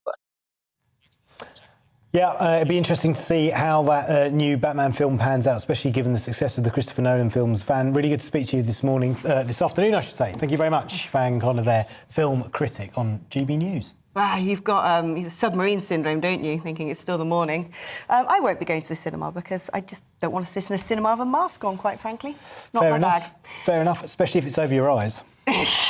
Oh, you're funny, Hawkins. Now, at 3 o'clock on Christmas Day, the Queen delivered her Christmas speech, and what a sobfest it was too. Yeah, but now here is our own wonderful, also some would say regal. He's very regal. Neil Oliver, indeed, with his own festive message. So here we go then. GB News is very regal. You must listen to him, Neil Oliver. Here we go. This has been a year like no other I can remember. I feel no need to say more about all that's happened in the months lying behind us now, not least because on this day of all days, Christmas Day, I have no wish to look backwards into the dark. This is a message about looking forwards and into the light. Light in the darkness has been a quest and a hope for humankind for hundreds of thousands of years. The oldest hearth we know about, the oldest fire deliberately kindled and tended by our ancestors, was in Qesem Cave in Israel, which is in the Holy Land, which is in that part of the world they used to call the Levant, which means to rise, as in the place where the sun rises. In the heart of Qesem Cave, archaeologists found a thick bed of ash, testament to countless fires accumulated over countless thousands of years. There were fragments of burnt bone among the ash, so that the fires had also been for cooking. The first of the fires there may have been lit more than 300,000 years ago. It is almost impossible to know who lived and died by the light of those fires.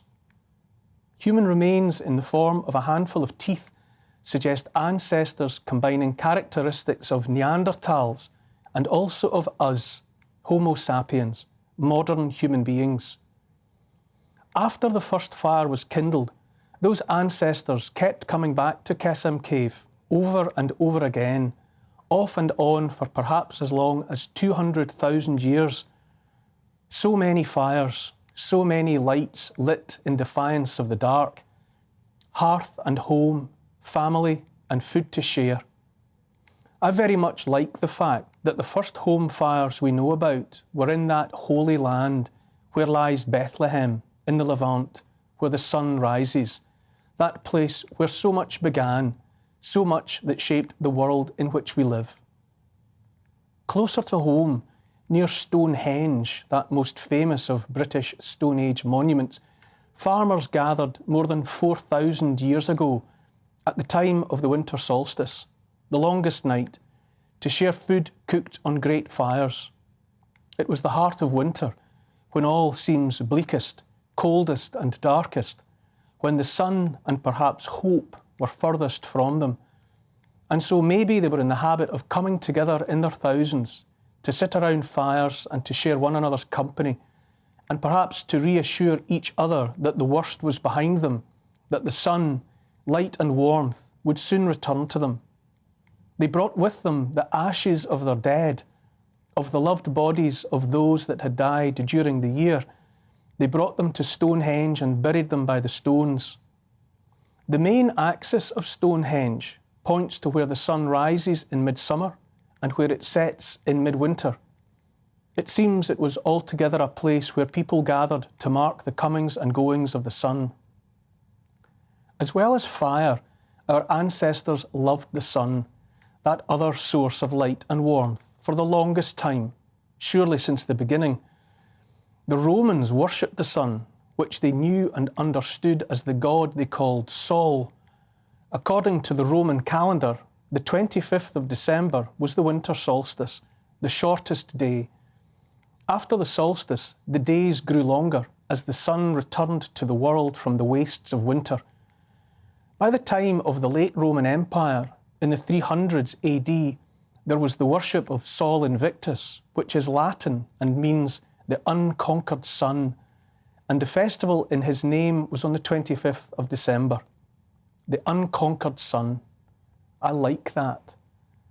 The first Christians in the first centuries after Jesus was born had no interest in knowing the date of his birth. In the New Testament, Paul and Mark make no mention of it, while the Gospels of Matthew and Luke describe the Nativity. Neither says when it happened. Only later did Christians decide Jesus had been born on the 25th of December, and it's possible the date was borrowed from the Roman cult of Sol Invictus. No one knows for sure. Virgil was a Roman poet who lived in the century before Jesus was born. Among much else, he wrote a set of poems called the Bucolics, a word meaning shepherds. One of the poems is quite different from all the rest, all about a boy child whose coming signals the start of a golden age, a boy who shall free the earth from never-ending fear and reign over a world at peace.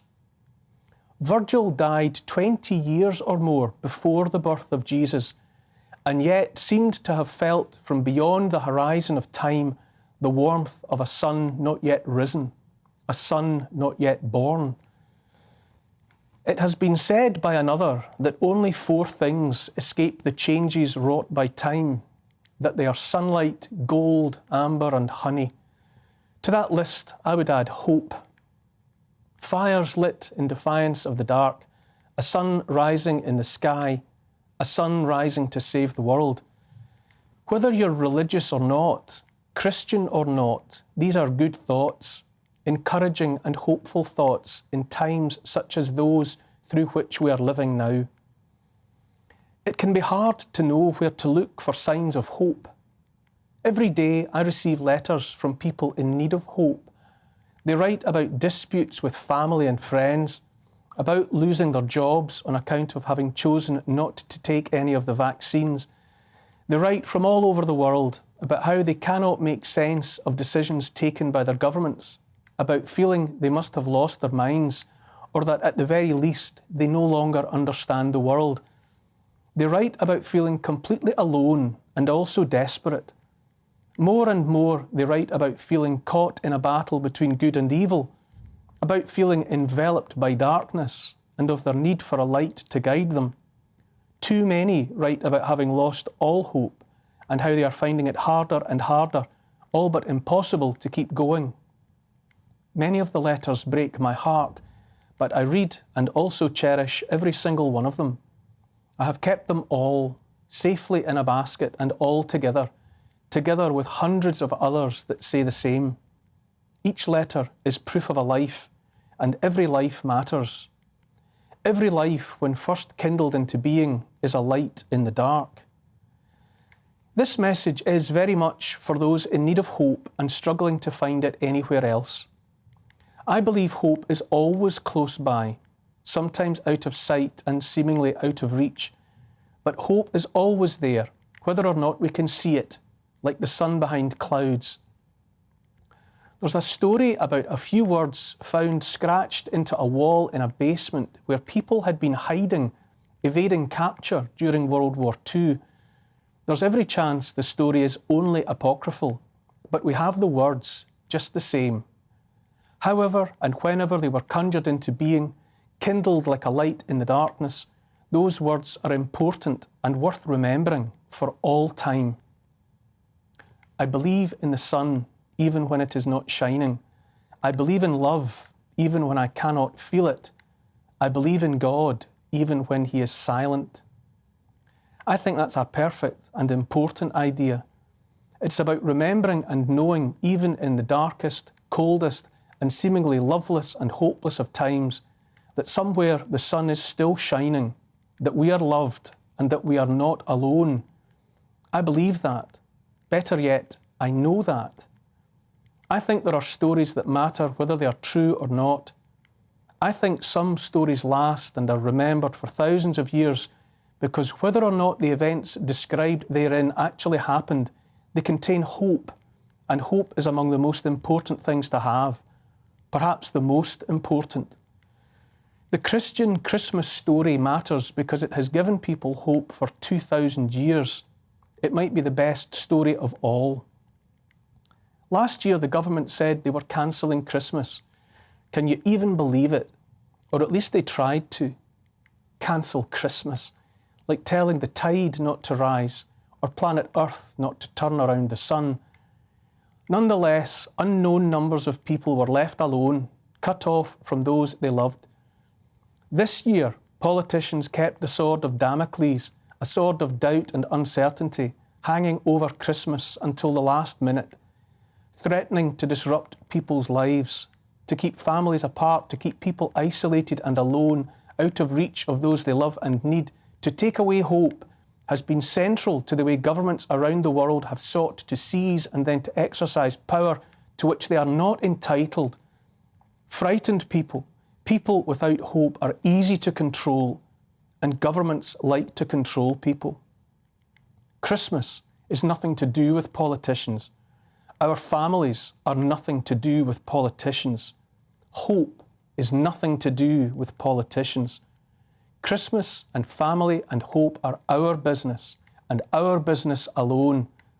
Christmas is something of the heart.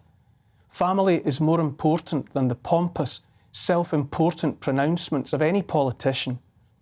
I'm with my family this Christmas because that's where I belong and that's where I choose to be.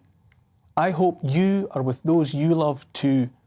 And if you are alone, you are loved just the same. I said at the beginning that this is intended as a message of hope.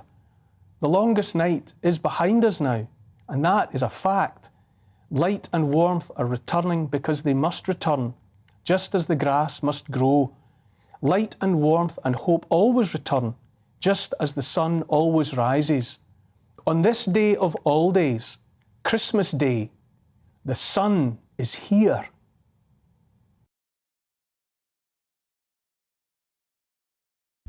Isn't he glorious? I do love a bit of Neil Oliver. He's like a prophet. He is indeed. He's so articulate, calming. very articulate, very eloquent. Amazing. You've been watching GB News Live with Alex Phillips and Paul Hawkins. Up next is Aldo Zilli, who'll be cooking up a storm on Christmas Kitchen. But first, Paul is going to walk you through the wonderful weather today. It's time to remind ourselves there's always another winter. Canary Islands sponsors the weather.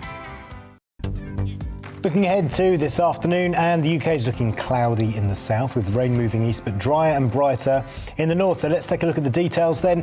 The southwest will be mostly cloudy this afternoon with limited brighter spells for some. There will be showers, these locally heavy at times, and a brisk west or southwesterly breeze. The southeast, wet with persistent at times heavy rain, the odd dry spell possible for a time, and it will be mild. South Wales will be cloudy with outbreaks of rain. These will also turn heavy at times. It will be breezy here, but also feel mild. The northwest of England will also be mostly cloudy with hill fog lingering, and patchy outbreaks of rain will gradually edge in from the south later in the day, feeling milder than of late. Northeast England will be drier, although still rather cloudy. Some bright or sunny spells are possible towards the north through the afternoon, with some outbreaks of rain possible in the south later. There will be a chillier feel for those of us in southern Scotland. It will also be a rather cloudy day, but the odd bright or sunny spell remains possible. Northern Ireland, let's have a look. There will be a little milder, but also rather cloudy. The odd shower also possible, along with a few brighter spells in the east. It will be rather breezy too, remaining dry and clear in the north.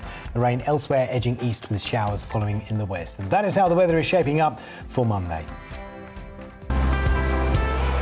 Canary Islands sponsors the weather.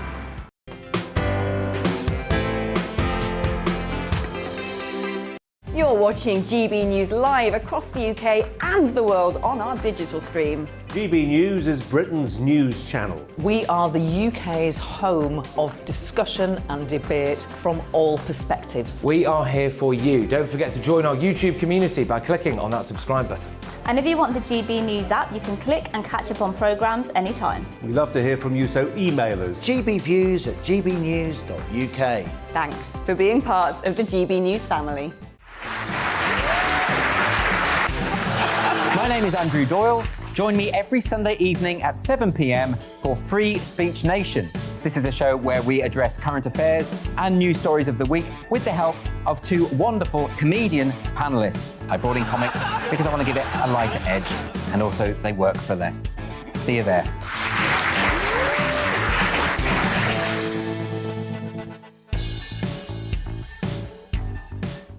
Join my show Farage, 7 p.m. till 8 p.m. Monday through Thursday, and there you will get opinion, analysis, debate, and I'll cover stories that nobody else dares to touch.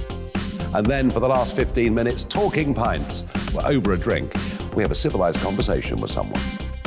We very often disagree, but we do it in a grown-up way. Come and join me on Farage.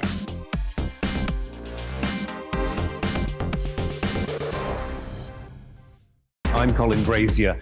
I've reported from more than 70 countries around the world, covered wars from Afghanistan to Iraq, from Lebanon to the Balkans. I'm trying to bring that experience, that feel for events, to the studio. And something else. I'm ready to give an opinion. Today's stories with a spark. Brazier from 8 p.m. weekdays on GB News.